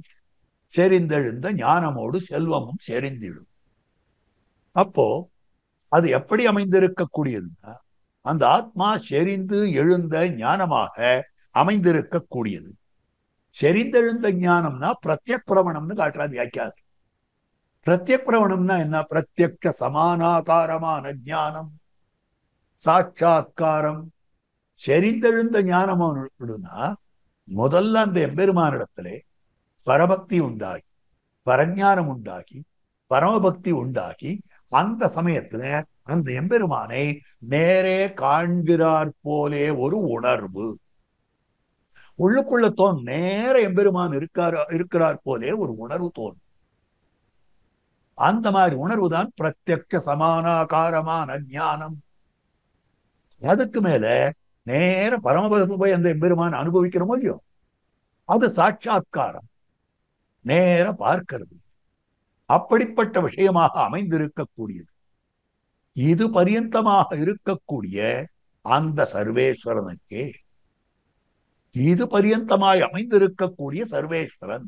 அப்ப செறிந்தெழுந்த ஞானமோடு அவனுக்கு அனன்யார்க சேஷபூத்தன் இந்த ஆத்மா என்கிற ஞானம் அதடியாக கைங்கரியத்துக்கு பாங்காக இருக்கக்கூடிய பக்தி. இதெல்லாம் புரிஞ்சுக்க வேண்டிய அம்சம். செறிந்தெழுந்த ஞானமோடுதான் செறிந்து எழுந்திருத்தல். எங்க ஆரம்பிச்சு எங்கன்னா, முதல்ல பிரத்யக்ஷ சமானாகாரமான ஞானம் வர வேண்டும். அது சாட்சாத்கார பரியந்தமாக போக வேண்டும். எவ்வளவு தூரமானாலும் எல்லா காலத்திலேயும் நமக்கு அமைந்திருக்க வேண்டியது இந்த ஜீவாத்மா எம்பெருமான தவிர இன்னொருத்தருக்கு சேஷப்படாதவன், அனன்யார்க சேஷபூதன் இந்த ஜீவாத்மா என்கிற ஞானம். அப்போ அனன்யார்க சேஷபூதன்னா அந்த சேஷன் அடிமை புத்தகத்துல எழுதி வச்சா போருமா? அடிமை செய்ய வேண்டாமோ? அதுதான் கைங்கரிய பரியந்தமாக அமைந்திருக்கக்கூடியது. அப்ப அந்த கைங்கரியத்துக்கு என்ன வேணும் அப்படின்னா, பக்தி வேண்டும். பக்தி குறைவில்லாமல் இருக்க வேண்டும். எப்ப நாம கைங்கரியம் பண்ண முற்படுவோம் என்றால், ஆசை அதிகமா இருந்தால்தான் கைங்கரியம் பண்ண முற்படும். அந்த ஆசை அதிகம் இல்லை என்றால் கைங்கரியம் பண்ண முற்பட மாட்டோம். ஆகவே அந்த கைங்கரியத்தை நமக்கு மேலும் மேலும் வளர்ப்பதற்கு இந்த பக்தி வேண்டும். கைங்கரியத்துக்கு பூர்வபாவியாய் இருக்கக்கூடிய பக்தி. ஆகவே அப்படிப்பட்ட சிறந்திடும் அபரிமிதமாக வளரும்னு காட்டப்படும். அப்போ செறிந்தெழுந்த ஞானமோடு செல்வம்னு சொன்னால், பக்தின்னு சொன்னா பக்தியோட நின்றுடுறதானா? இல்ல, பக்தியினுடைய தொடர்ச்சியாக இருக்கக்கூடிய கைங்கரியம். அந்த கைங்கரியம் பண்ணுகிற போது ஏற்படக்கூடிய தடை, அந்த கைங்கரியத்துல சுவார்த்ததா புத்தி. இந்த கைங்கரியம் எனக்கு என்கிற புத்தி, அந்த புத்தியாக விரோதியையும் தவிர்க்கிறார். அப்ப செறிந்தெழுந்த ஞானமோடு அனன்யார்க சேஷத்துவ ஞானம், செல்வம், கைங்கரியம் ரசிப்பதற்குறித்தாய் இருக்கக்கூடிய பக்தி, இது ரெண்ட சொன்னது. அதனுடைய தொடர்ச்சியாக வரக்கூடியதா இருக்கிற கைங்கரியம், அந்த கைங்கரியத்துக்கு விரோதியாயிருக்கக்கூடிய சுவார்த்ததா புத்தி எல்லாம் அமையும். ஆகவே அப்படிப்பட்ட விஷயமாக இருக்கிறது. அப்ப நித்திய நிர்தோஷன் யாரோ, என்றென்றும் தோஷம் இல்லாதவனாய் இருக்கக்கூடியவன் எவனோ அவனுக்குத்தான் கைங்கரியத்துக்கு உபகரணமா இருக்கிற பக்தி. நிர்தோஷன் அல்லாதவனுக்கு, எல்லா தோஷமும் கழிய பெற்றவனுக்குத்தான் பரமபக்தி தசை வரும். அந்த பரமபக்தி தான் கைங்கரியத்துக்கு உபகரணம், கைங்கரியம் செய்வதற்குண்டானதான கருவி. போஜனம் உண்டாவதற்கான கருவி எது என்றால் பசி. போஜனத்துக்கு சுத்து போலே கைங்கரியத்துக்கு இந்த ஆசை. கண்ணன் கடலினை நண்ணும் மனமுடைய. அப்ப அந்த பக்தி உண்டாவது, அந்த பக்தியினாலே பிரீத்தியினாலே தூண்டப்பட்டு அதனாலே செய்யப்படுவதுதான் கைங்கரியம். பெருமானார் அற்புதமாக காட்டுகிறார். கத்தியத்திரயத்திலே காட்டக்கூடிய வார்த்தை அனுபவ ஜனித பிரீத்தி காரித்த கைங்கரியம். பக்தி தூண்டினாலே ஏற்பட்டிருக்கக்கூடிய கைங்கரியம், அதுதான் செல்வம்னு காட்டப்படும். கைங்கரியம் செல்வமா, பக்தி செல்வமானா பக்தியினுடைய பலன்தான் கைங்கரியம். பக்தியினுடைய தொடர்ச்சி தான் கைங்கரியம். அந்த தொடர்ச்சியான கைங்கரியத்தை தான் மனமா சுதீரும் அருவினையும் சாரா தனமாய தானே கை கூடும். அப்ப ஒரு ஸ்ரீ வைஷ்ணவருக்கு ஐஸ்வர்யம்னா என்ன, ஒரு ஸ்ரீ வைஷ்ணவருக்கு செல்வம்னா என்ன? பக்தி. அந்த பக்தி இங்கு செல்வமாக சொல்லப்படுகிறது. அல்லது கைங்கரியம் லக்ஷ்மணோ லக்ஷ்மி சம்பன்னா, அந்த கைங்கரியம் செல்வமாக சொல்லப்படுகிறது. மறிந்தெழுந்த, அடுத்தபடியாக காட்டுறவர் மறிந்தெழுந்த தென்திரையில் மண்ணு மாலை வாழ்த்தினால் பரிந்தெழுந்த தீவினைகள் பத்தறுதல் பான்மையே. மறிந்தெழுந்த தென்திரை திருப்பார்கடல் ஆலை, அதிலே நித்தியவாசம் பண்ணுபவனாக இருக்கக்கூடியவன், க்ஷீராப்திநாதனாய் இருக்கக்கூடியவன், ஆசிரித வத்சலனாய் இருக்கக்கூடியவன், மண்ணும் மால் ஆசிரியர்களிடத்துல அவ்வளவு மயம். அவனுடைய திருநாமத்தை வாயாலே சொல்ல வேண்டும். க்ஷீராப்திநாதனுடைய சீல குணம் என்னன்னா, ஆசிரிதருக்காக பரமபதத்தில் இருந்து யாரும் கேட்காதையே க்ஷீராப்தியில வந்து படுத்திருக்காரு. அதுதான் மண்ணு மாலை வாழ்த்தினால் பரிந்தெழுந்த தீவினைகள் பற்றறுதல் பான்மையே. நம்முடைய தீவினைகளா இருக்கக்கூடிய பாபங்கள் எல்லாம் ஓடிவிடும். இது சுவாபாவிகம், இது இயல். சர்வ பாபேபியோ மோக்ஷயிஷ்யாமி, பற்றறுதல், அவை தன்னடையே போம்படி செய்கிறேன். கண்ணன் சொன்னாரோ, அதே மாதிரி பற்றறுதல் அடியோடு தான் போய்விடும். அப்ப எல்லா பாபமும் போகும், கைங்கரியமும் கிடைக்கும் அப்படின்னு காட்டியிருக்கக்கூடியது இது 74வது பாசுரமாக அமைந்திருக்கிறது. அறிந்தறிந்து வாமனன் அடியினை வணங்கினார், செறிந்தெழுந்த ஞானமோடு செல்வமும் சிறந்திடும். மறிந்தெழுந்த தெண்டிரையுள் மண்ணு மாலை வாழ்த்தினால் பரிந்தெழுந்த தீவினைகள் பத்தறுதல் பான்மையேன்னு காட்டியிருக்கார். இதற்கு அடுத்த பாசுரம் ஒன்னி நின்று நத்தவம் செய்து. இந்த பாசுரம் தொடங்கி உபாயாந்தரங்களுக்கு என்னென்ன சிரமங்கள்னு சில பாசுரங்கள்ல காட்டுறார். உபாயாந்தரங்கள் கர்மயோகாதி உபாயங்கள், அது அனுஷ்டானத்துல எவ்வளவு சிரமமானவை. ஒன்றி நின்று நற்றவம் செய்து ஊழி ஊழி தோறலாம் நின்று நின்று அவன் குணங்கள் உள்ளி உள்ளம் தூயராய் சென்று சென்று தேவதேவர் உம்பர் உம்பர் உம்பராய் அன்றியங்கள் செங்கல் மாலை யாவர் காண வல்லரே. மனதை ஒருமுகப்படுத்தி நின்று கொண்டு பலனை கருதாமல் தபஸையெல்லாம் தாங்கள் செய்து பல பல கல்ப காலங்கள் தாங்கள் படிப்படியாக அவனுடைய திருக்கல்யாண குணங்களை அனுசந்தானம் பண்ணி சுத்தமான நெஞ்சையுடையவர்களாக கொண்டு கிரமமாக தியான நிலை வரை எவனொருத்தன் செல்லுகிறானோ அப்படிப்பட்டவன் பரபக்தி பரஞான பரமபக்திகளாகிற நிலையை அடைவான். அப்படி நிலையை அடைந்தால் அல்லது நித்தியசூரிகளுக்கு நிர்வாகனாக இருக்கக்கூடிய எங்கள் எம்பெருமானை யாரால பார்க்க முடியும்? ஆர் காண சமர்த்தர்? இவ்வளவு பண்ணி காணணும், யாரால பார்க்க முடியும் அப்படின்னு கேள்வி கேட்க. அப்ப எம்பெருமானை அவனுடைய கட்டாட்சத்தாலே ஆசிரியிக்க வேண்டும். அதனால நம்முடைய விரோதிகள் போக வேண்டும். கீழ பாசுரத்துல காட்டினார், பகவத் கட்டாட்சத்தாலே நம்முடைய விரோதிகள் எல்லாம் பரிந்தெழுந்த தீவினைகள் பற்றறுதல் பான்மையேன்னு சொன்னார். அப்போ அதை தவிர, அவனுடைய கட்டாட்சத்தை தவிர, அவனுடைய இரக்கத்தை தவிர மற்ற உபாயங்கள்ல சாஸ்திரம் சொல்லியிருக்கே, கர்மயோகம் சொல்லியிருக்கு. கர்மணை வைசம் சித்தி மாஸ்திகா ஜனகாதயா நஹி ஞானேன சதிருஷம் பக்தியாத்வனன்யா சக்யா. இதெல்லாம் கர்மஞான பக்திகளை சொல்லியிருக்கோம். அப்ப அதுல இழிந்து ஆசிரியிக்கிறவர்கள் எவ்வளவு கஷ்டப்படுறா அப்படின்றத 7 பாட்டால தெரிவிக்கிறார். அப்ப அதுல முதல் பாட்டுல கர்மயோகம் தொடங்கி பரமபக்தி பரியந்தமாக யார் யார் பெற்றிருக்கிறார், கர்மயோகம் ஆரம்பிச்சு பரமபக்தி வரைக்கும் யார் யார் தாங்கள் பெற்றிருக்கிறார்களோ அவ எவ்வளவு கட்டப்பட்டா, யார் யார் சாதிக்கும் அவர்கள் பெறணும்னு ஆசைப்படுற, பெற்றவர்கள்னு கூட சொல்லல, பெறணும்னு ஆசைப்படுறவ, அப்படிப்பட்டவர்களுடைய அந்த துஷ்கரத்தையை சொல்லுகிறது. எவ்வளவு கட்டமானது, எவ்வளவு சமசாத்தியமானது அதை சொல்றார்.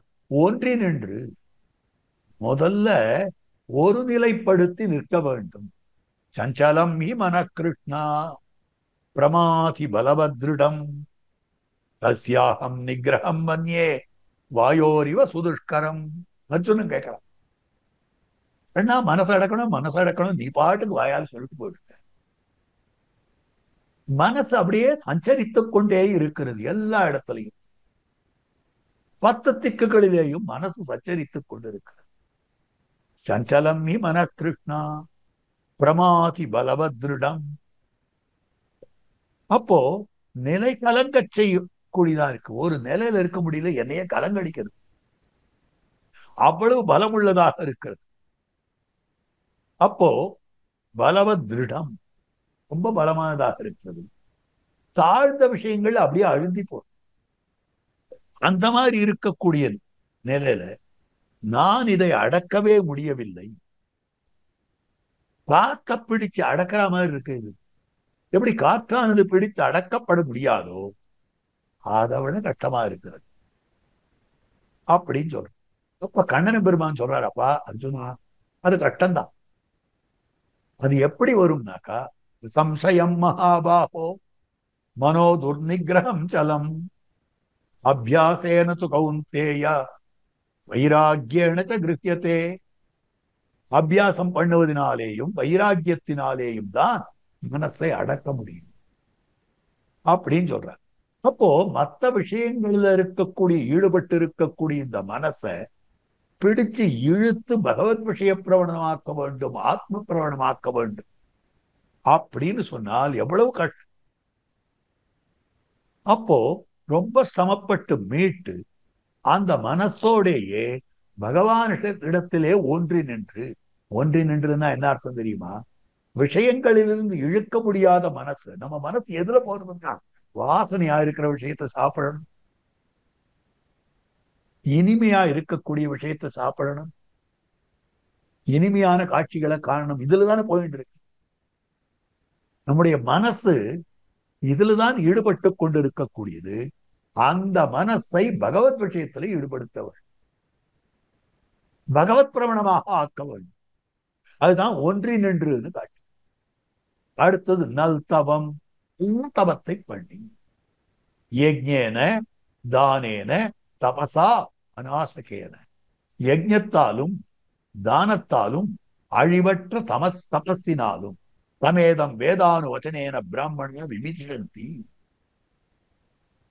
பிராமணர்கள் அறிய விரும்புகிறார்கள். எதனாலன்னா பரமாத்மாவை எப்படி அறிய விரும்புகிறார்கள், எதற்கொண்டு அறிய விரும்புகிறார்கள்னா தாங்கள் வேதாத்தியனத்தினால், யஜ்ஞத்தினால், தானத்தினால், பலனில் ஆசையற்ற தபஸினால், பலாபிசந்தி இல்லாததான தபஸினாலே அவர்கள் அறிய விரும்புகிறார்கள். யஜ்ஞோதானம் தபஸ்கர்மா நத்யாஜ்யம் காரியமேவ தத்து. யஜ்ஞம் தானம் தபஸ் ஆகிய கர்மங்கள் ஒரு நாளும் விடத்தக்கவை அல்ல, அவசியம் செய்யத்தக்கவை. இந்த கர்மங்கள் மனிதர்களை பரிசுத்தப்படுத்துமவை. இத கண்ணன் கீதையில சொல்றார். யஜ்ஞோதானம் தபக்கர்ம நத்யாஜ்யம் காரியமேவ தத்து. யஜ்ஞோதானம் தபக்கர்ம பாவனானி மனிஷின. மனுஷர்களை புனிதப்படுத்தக்கூடியதா இருக்கக்கூடியவை இவை அப்படின்னு சொல்றோம். அப்ப எல்லா கர்மங்களும் நல் தவம்னா தபஸ் ஒண்ணு மாத்திரம் இல்ல, இது எல்லா கர்மங்களும் செய்யப்பட வேண்டும். யஜ்ஞம், தானம், தபஸ் இத்தியாதிகள். அப்போ இதுல தவம்னு சொல்லியாச்சே, ஒன்றினின்று நற்றவம் செய்து. நல்ல தவம் நல்ல தவம்னு காட்டுறாரு. அது என்ன நல்ல தவம் அப்படின்னு சொன்னால், இப்படி பண்ணுகிற போது, தபஸ் பண்ணுகிற போது ஜீவபர யாதாத்மிய ஞானம் வேண்டும். இந்த ஜீவாத்மா எப்படிப்பட்டவன், பரமாத்மா எப்படிப்பட்டவன், தயோஹோ சம்பந்தம் என்ன, ஜீவபரர்களுக்குள்ளே சம்பந்தம் என்ன, ஜீவபரர்களுடைய இயல்பு என்ன என்பதை நன்றாக புரிந்து கொண்டு செயல்பட வேண்டும். அதுக்கு மேல நாம பண்ணும்படியான இந்த யஜ்ஞமோ, தானமோ, தபஸோ இத்தியாதியான கர்மங்கள் இருக்கின்றனவே, இவற்றை தியாக உணர்வோடு செய்ய வேண்டும். தியாக உணர்வுன்னா 3 விதமான தியாகம் இருக்கு. நான் கர்த்தா, அதை விட்டுடுங்க முதல்ல. நான் பண்றேன், நான் தபஸ் பண்றேன், நான் யஜ்ஞம் பண்றேன், அதை விடணும். அதுக்கு மேற்பட இது கர்த்தத்துவ தியாகம். அடுத்தது மமதா தியாகம். இந்த செயல் என்னது, இந்த செயல் என்னது, இந்த செயல் என்னது, அதுவும் கிடையாது. பலசங்க தியாகம். இந்த செயலாலே ஏற்படக்கூடிய பலன் என்னது, அதையே நினைக்காதே. அப்ப திரிவிதமான தியாகத்தோடு பரித்தியாகத்தோடு கூட அனுஷ்டிக்கத்தக்க கர்மம் இருக்கிறதே, அதுதான் நல்தவம்னு சொல்லும்படியான விஷயம். இப்ப இந்த தபஸ் பண்ணுகிற போது சேஷத்துவ ஞானத்தோடு தபஸ் பண்ண வேண்டும். தபஸ் பண்ணுகிற போது திரிவிதமான கர்த்தத்துவ, மமதா, பலசங்க தியாகத்தோடு பண்ண வேண்டும். இப்படி பண்ணச்சே எத்தனை நாள் பண்ணணும்? 2 நாள் பண்ணிட்டா போருமா? அப்படின்னா ஊழி ஊழி தோறலாம். எது வரைக்கும் நாம பண்ண வேண்டிய கர்மத்துக்கு தடைகள்லாம் போறதோ அது வரைக்கும் பண்ண வேண்டியது. எது வரைக்கும் நம்முடைய விரோதிகள்லாம் போகிறதோ, எது வரைக்கும் பிராப்தி பலமாக அடுத்த நிலைக்கு போறதுக்கு உண்டான தடையெல்லாம் போறதோ அது வரைக்கும் பண்ண வேண்டும். தர்மேண பாபம் அபனுததி. தர்மத்தினாலே பாபம் ஒழிகிறது. அங்கதான் காட்டுற புது வஸ்திரம் நல்லா மொடமொடான்னு இருக்கு, பார்க்கறதுக்கு நன்னா இருக்கு, நன்னா ஸ்டிஃபா இருக்கு. காரணம் என்னன்னா அதுல கஞ்சி இட்டு இருப்பா. அப்போ அந்த வஸ்திரத்தை நன்றாக வெளுத்து அதுல இருக்கிற கஞ்சி எல்லாம் போம்படியாக்கி அதற்கு பிறகுதான் அதனை நாம உபயோகப்படுத்தணும். அப்ப அழுக்கு கழற்றி புது வஸ்திரத்தை உபயோகப்படுத்துகிறான் போலே இங்கும் கூட பகவத் விஷயத்திலே ஈடுபடுவதற்கு முன்பாக கர்மத்தால் என்னுடைய பாபங்களை தொலைக்கவர். இப்படி பண்ணுகிற போது காலம் எவ்வளவு நாள் ஊழி ஊழி தோறலாம். ஜென்மாந்தர சகசிரேஷு தபோ தியான சமாதிபி நராணாம் கீண பாபானாம் கிருஷ்ணே பக்தி பிரஜாயத்தே. இது ஒரு ஸ்மிருதி வச்சனம், லக்வத் ஸ்மிருதியின் பேர். இதுல என்ன காட்டுறதுன்னா, ஜென்மாந்தர சகசிரேஷு, ஆயிரக்கணக்கான பல ஜென்மங்களிலே தபஹா ஞான சமாதிபி, தபசு, ஞானம், சமாதி இவற்றினாலே நரானாம் கீண பாபானாம், நரர்களுக்கு, மனிதர்களுக்கு, பாபம் தொலைய பெற்ற மனிதர்களுக்கு. அப்ப ஜென்மாந்தர சகசிரங்களிலே நாம பயன்பட்டிருக்கக்கூடிய தபோஜான சமாதிகள் தான் நம்முடைய பாபத்தை போக்கக்கூடியவை. அப்ப எவ்வளவு நீளமா இருக்கிறது. ஊழி ஊழி தோறலாம் நின்று நின்று அவன் குணங்கள் உள்ளி உள்ளம் தூயராய். கிரமத்திலே பரமபாவனமாய் இருந்துள்ள குணங்களை அனுசந்தி நின்று நின்று அவன் குணங்கள் உள்ளி, அவனுடைய திருக்கல்யாண குணங்கள், பரம பாவனமான குணங்கள், அவற்றை நினைத்து உள்ளி உள்ளம் தூயராய். உள்ளம், நம்முடைய உள்ளமானது தூய்மையை அடையவர். அந்த இடத்துல காட்டுறார், விவேக விமோகாதி சாதன சப்தகங்களிலே அபியாசத்தை சொல்லுகிறது. உள்ளத்தினுடைய தூய்மை எப்படி ஏற்பட்டு தெரியும்? அது கேட்கச்சே பயமா இருக்கு. அதை கேட்கச்சே இதெல்லாம் முடியுமான்னு தோத்துகிறது. எப்படின்னா, விவேகம் 7 விஷயங்கள் காட்டுறது. சாதன சப்தகம்னு சொல்லுவார்கள். விவேகம், விமோகம், அபியாசம், கர்மானுஷ்டானம், கல்யாணம், அவசாதம், அனுதர்ஷம், இந்த 7. அதுல விவேகம்னா என்ன அப்படின்னா, சுத்தமான ஆகாரத்தை, சுத்தம்னா ஜாதியினாலே அதுல குத்தம் இருக்கக்கூடாது, நிமித்தத்தாலே குத்தம் இருக்கக்கூடாது, ஆசிரியத்தாலே குத்தம் இருக்கக்கூடாது. ஜாதி ஆசிரிய நிமித்த தோஷ துக்கங்களா இராத வஸ்துக்கள். சில வஸ்துக்கள் பிறப்பிலேயே குத்தம் இருக்கிறதா இருக்கு, தமோ குணங்கள் திட்டமா இருக்கு. சில வஸ்துக்கள் எந்த இடத்துல இருக்கோ அதனால நமக்கு குத்தம் வரும். சில வஸ்துக்கள் யாருடையதோ அவனால குத்தம். இந்த குத்தங்கள் இல்லாத உணவு உண்டால்தான் விவேகம் வளரும். அடுத்ததாக விமோகம், ஆசையற்று இருப்பேன். ஒரு பொருளையும் ஆசை இருக்கக்கூடாது. அடுத்தது அபியாசம், அடிக்கடி பெருமாள் நினைக்க வேண்டும். கர்மானுஷ்டானம், நம்முடைய பாபம் தொலையப் பெறுவதற்காக கர்மங்களை அனுஷ்டிக்க வேண்டும். கல்யாணங்கள், நல்ல ஆத்ம குணங்கள், பொய் சொல்லாதிருத்தல், மற்றவர்களை வஞ்சிக்காதிருத்தல், மற்றவ பொருளுக்கு ஆசைப்படாதிருத்தல், இப்படிப்பட்ட ஆத்ம குணங்கள். அனவசாதம், அனவசாதம்னா பண்ணியாச்சு போரும், என்னத்துக்காக தொடர்ந்து பண்ணிட்டு இருக்கு, இல்லாட்டா பரவாயில்ல விட்டுடுறோம் போ வேண்டாம் அப்படின்னு சொல்ல தினச்சோர்வு இல்லாமல் இருப்பதுன்னு காட்டுது.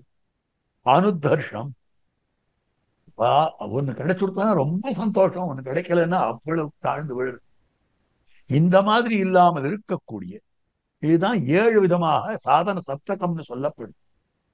அப்படி இருக்கக்கூடிய அந்த அபியாசத்தை சொல்லுங்க.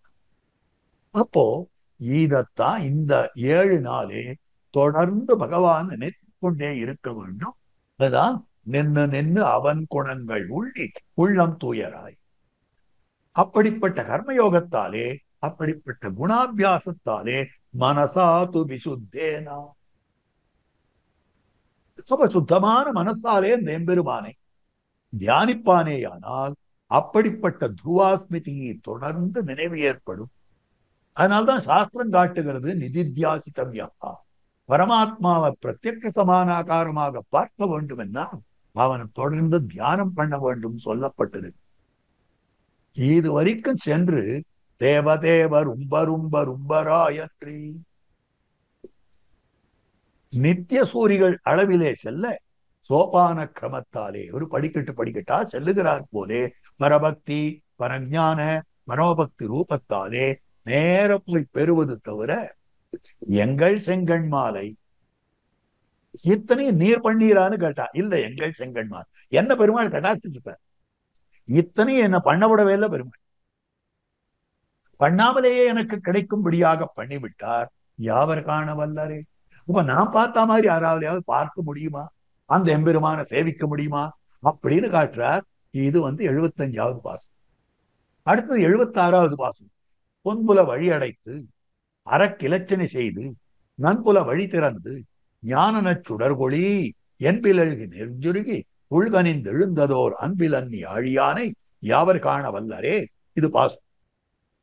இதுல ஞான யோக பக்தி யோகங்களுக்கு இருக்கக்கூடிய துஷ்கரத்தை, ஞான யோகம் பண்றது எவ்வளவு கஷ்டம், பக்தி யோகம் பண்றது எவ்வளவு கஷ்டம் அப்படின்றது இதுல காட்டும்படியான விஷயம். ஏனென்றால் இவருக்கு நோக்கே, நம்முடைய ஆழ்வார்களுக்கு நோக்கே பகவானுடைய இரக்கம் தவிர மற்றொரு உபாயம் கிடையாது. ஆகவே இந்த உபாயங்கள் எல்லாம் எடுத்தெடுத்து கழிப்பும்படியான நிலை.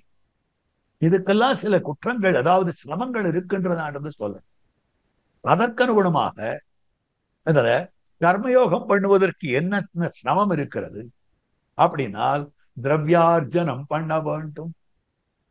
சோமம் கிரீணாதி, ஒரு பசுவை கொடுத்து அருணையா பிங்காக்கியா சோமம் கிரீணாதி, சிகப்பா இருக்கக்கூடிய மஞ்சளாக கண்கள் இருக்கக்கூடியதான ஒரு பசுவை கொடுத்து சோமலத்தை வாங்க வேண்டும். அப்ப அந்த பசுவுக்கு எங்க போறது, பணம் சம்பாதிக்கணுமா இல்லையா? அப்ப ஒரு யாகம் பண்ண வேண்டும், கர்மயோகம் பண்ண வேண்டும் என்னால் அதற்கு திரவியார்ஜனம் தேவை, பணம் சம்பாதிக்க வேண்டியதாக இருக்கிறது. அது கஷ்டம் தானே. பணம் சம்பாதிக்கிறதுன்றது எவ்வளவு சாத்தியமான விஷயம். அதுக்கு மேல பரஹிம்சாதி, மற்றவளையும் ஹிம்சை பண்ணணும், மற்ற வஸ்துக்களை மற்ற ஜந்துக்களையும் ஹிம்சை பண்ணணும். இவற்றை உடையதாக அமைந்திருக்கக்கூடியது. அதுக்கு மேல இந்திரியங்களுடைய வியாபாரம். ஒரு இடத்துல உட்கார்ந்து இருக்க வேண்டும், உடம்பு முழுக்க வெண்ணையை பூசினது யாகம் பண்ணணும். அரித்தால் ஊரல் எடுத்தால் சொரிஞ்சுக்க கூடாது. அப்படி சொரிந்து கொள்ள வேண்டும் என்னால் கையில மாங்கொம்ப வச்சிருக்கணும். அதை வச்சுட்டு தான் சொரிஞ்சுக்கணும், நகத்தால சொரிஞ்சிக்க கூடாது. எவ்வளவு கஷ்டமா இருக்கு. என்னென்ன கண்டிஷன்ஸ். இந்திரிய வியாபார ரூபமாக கர்மயோகம் இருக்கிறது. ஆனால் ஞான யோகம் சுலபம். ஏன் ஞான யோகம் சுலபம்னா இந்திரிய உபரதி இல்லை. ஞான யோகத்துல நாம பொருள் ஈட்டணும்ன்றது இல்லையோ. ஒரு இடத்துல உட்கார்ந்து நீ ஞான யோகம் பண்ணுன்னா நான் அதை சம்பாதிக்கணுமே வேண்டாம், ஹிம்சை பண்ணணுமே வேண்டாம், அதெல்லாம் இல்லை. ஆனால் ஞான யோகத்துல முதல்ல இழிகிறவாளுக்கும் இந்த சிரமங்கள் இருக்கு.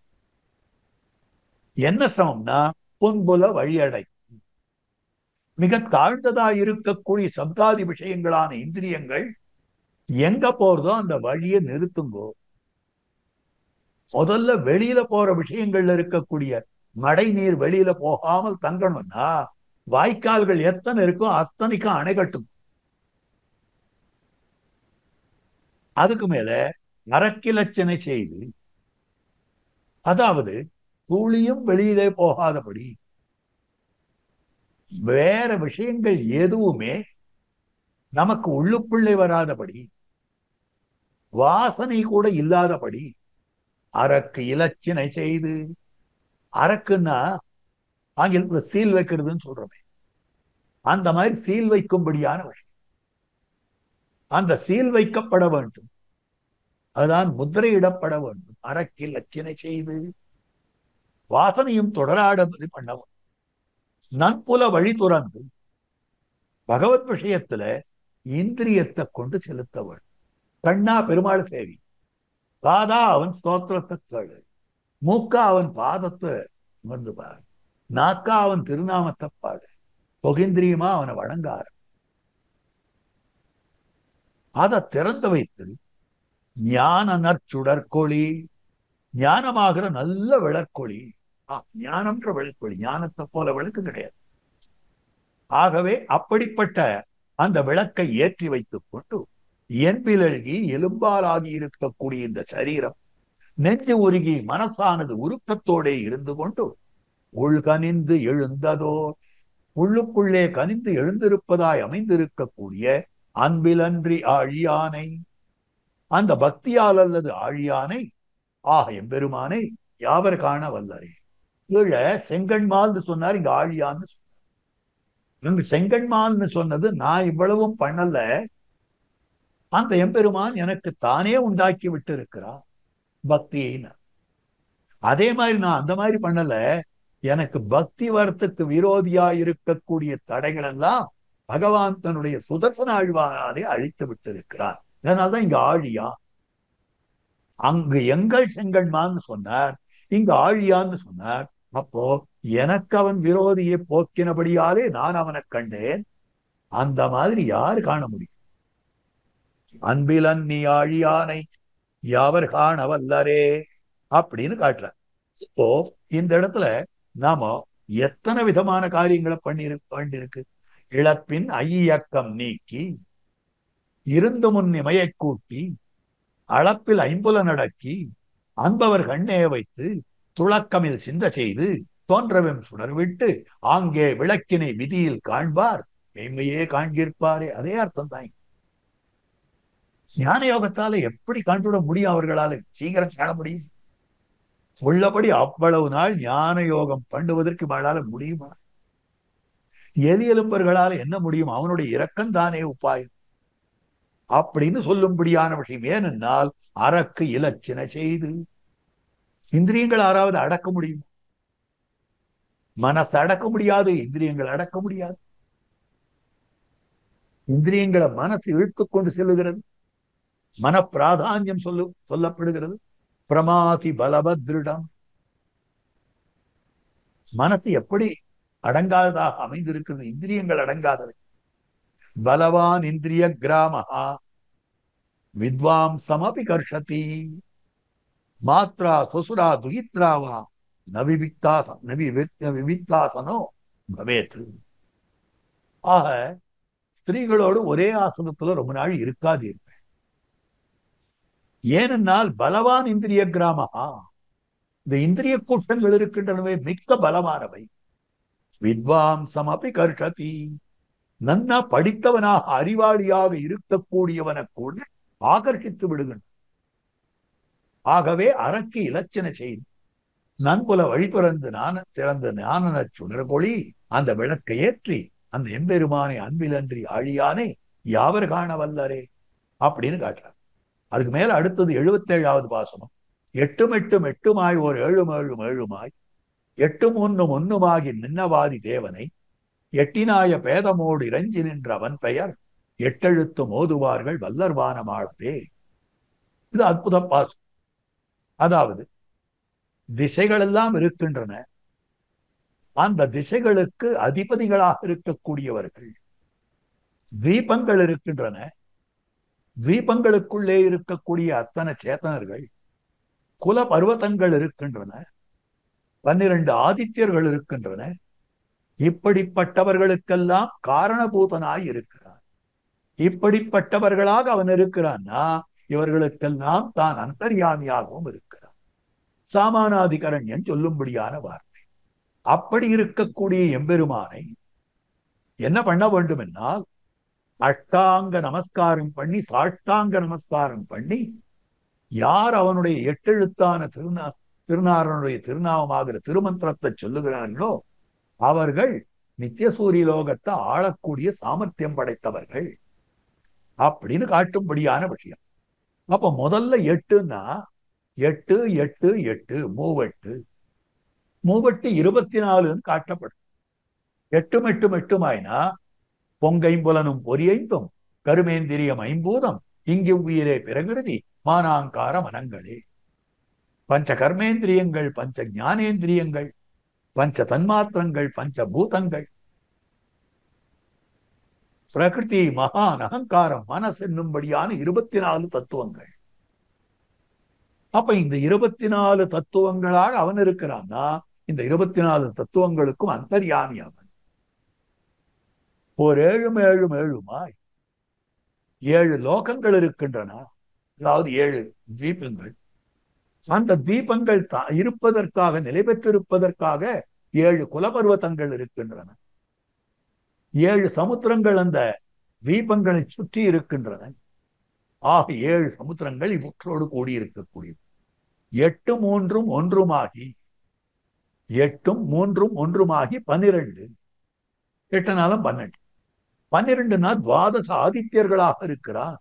துவாதச ஆதித்யர்களுக்கும் அந்தர்யாமி இருக்கிறார். நின்ற ஆதிதேவன். இதை சொன்னது சமஸ்த பதார்த்தங்களுக்கும் அவன் அந்தர்யாமியாய் இருக்கிறான். சமஸ்த பதார்த்தங்களுக்கும் காரணபூதனாக அவன் இருக்கிறான். அப்படிப்பட்ட எம்பெருமானை அஷ்டாங்க பிரமாணத்தோடு பிரணாமத்தோடு 8 அங்கங்களாலே அந்த எம்பெருமானை நாம் வணங்க வேண்டும்னு காட்டப்படும். அது என்ன 8 அங்கங்கள் அப்படின்னா அகங்காரம், புத்தி, மனசு. இது மூன்றாக சொல்லப்படக்கூடிய விஷயம். ஆக அகங்காரம், புத்தி, மனசு இவற்றோடு இருக்கக்கூடியது. அதை தவிர 2 காலு, 2 கை, 1 தலை. ஆக இது 5. ஆக இந்த 8ம் கீழே விழணும். நமஸ்காரம் இது 8ம் கீழே விழணும். அகங்காரம் கீழே விழணும். மனசும் புத்தியும் பகவத் பிரவணமாக இருக்க வேண்டும். 2 காலும் தரையிலே படிய வேண்டும். 2 கையும் தரையிலே படிய வேண்டும். தலையும் தரையிலே படிய வேண்டும். இத்தனையும் படிந்தால் இதுக்கு பேர் அஷ்டாங்க நமஸ்காரம், சாஷ்டாங்க நமஸ்காரம். அப்ப அந்த அஷ்டாங்க பிரமாணத்தோடு நாம் பண்ணினோமே ஆனால் அந்த எம்பெருமானை வணங்கி நின்று அவனுடைய பெயர்கள், அவனுடைய திருநாமங்களுக்குள்ளே 8 எழுத்து. அந்த நாராயண நாமம் தான் பூர்த்தியை சொல்லுகிறது. அந்த நாராயண நாமம் தான் வாத்சல்யத்தை சொல்லுகிறது. அந்த நாராயண நாமம் தான் எல்லாவற்றையும் சொல்லுகிறது. அப்படிப்பட்ட 8 எழுத்தை ஓதக்கூடியவர்கள் வாயாலே யார் உச்சரிக்கிறார்களோ அவர்கள் பரமபதத்தை ஆள வல்லவர்கள். பரமபதத்துக்கு சென்று அங்க இருக்கிற எம்பெருமானை அனுபவிக்க வல்லவர்கள்னு 77வது பாசுரத்திலே காட்டப்பட்டது. அடுத்ததான 78வது பாசுரமாக அமைந்திருக்கக்கூடிய அற்புதமானது சோர்வில்லாத காதலால் தொடக்க நாம் அனுத்தனை நீரராவனை கிடந்த நின்மலன் நலன்கழல் ஆர்வமோடு இறைஞ்சி நின்று அவன் பெயர் 8 எழுத்தும் வாரமாக ஓதுவார்கள் வல்லர்வானமாளவே. திருப்பார்க்கடலிலே திருவனந்தாழ்வானாகிற அந்த படுக்கையிலே சயனித்துக் கொண்டிருக்கிறார். அப்படி இருக்கக்கூடிய நிர்மலனாய் இருக்கக்கூடிய அந்த எம்பெருமான் அவனுடைய நன்மையான திருவடிகள் நகர்த்த கூடிய திருவடி தாமரைகளை யார் ஒருத்தன் பக்தியோடு ஸ்தோத்திரம் பண்ணுகிறானோ அப்படிப்பட்டவனுக்கு ஆக துதித்திருந்து வாழ்வில்லாத காதலாலே எந்த விதமான ஒரு குறைவில்லாததான அன்பினாலே அவனை தொடர்ந்து நினைத்துக் கொண்டிருக்க வேண்டும், அறாமல் நினைத்திருக்க வேண்டும். அப்படிப்பட்ட நெஞ்சு யாருக்கு இருக்கிறதோ அவன் அந்த சுவாமியான எம்பெருமானுடைய திருநாமமாகிற எட்டெழுத்தை ஓதினால் வாரமாக ஓதுவார்கள். ஆச்சரியமா சொல்லணும், ஆச்சரியமா சொல்லணும். அதனை ஆச்சரியமாக தனக்கு உபாயமாக, அதாவது பிரீத்தியோட சொல்ல வேண்டும். ஓதுபவர்கள் யாரோ அவர்கள் பரமபதத்தை ஆளுகைக்கு சாமர்த்தியம் படைத்தவர்கள், பரமபதத்தையே ஆளக்கூடிய சாமர்த்தியம் படைத்தவர்கள் என்று 78வது பாசுரத்தாலே காட்டியிருக்கக்கூடிய இதற்கு மேற்பட 79வது பாசுரமாக அமைந்திருக்கக்கூடியது 10 10 ஒரு 7 ஒரு 9 வித்தினான் திசைக்கண் என்ற நாடு பெற்ற நன்மையாய் 10 தோத்தமோடு ஒரு ஆத்தல் மிக்க அதிபால் 10 அவர்கலாது முத்தி முத்தலாகுமே.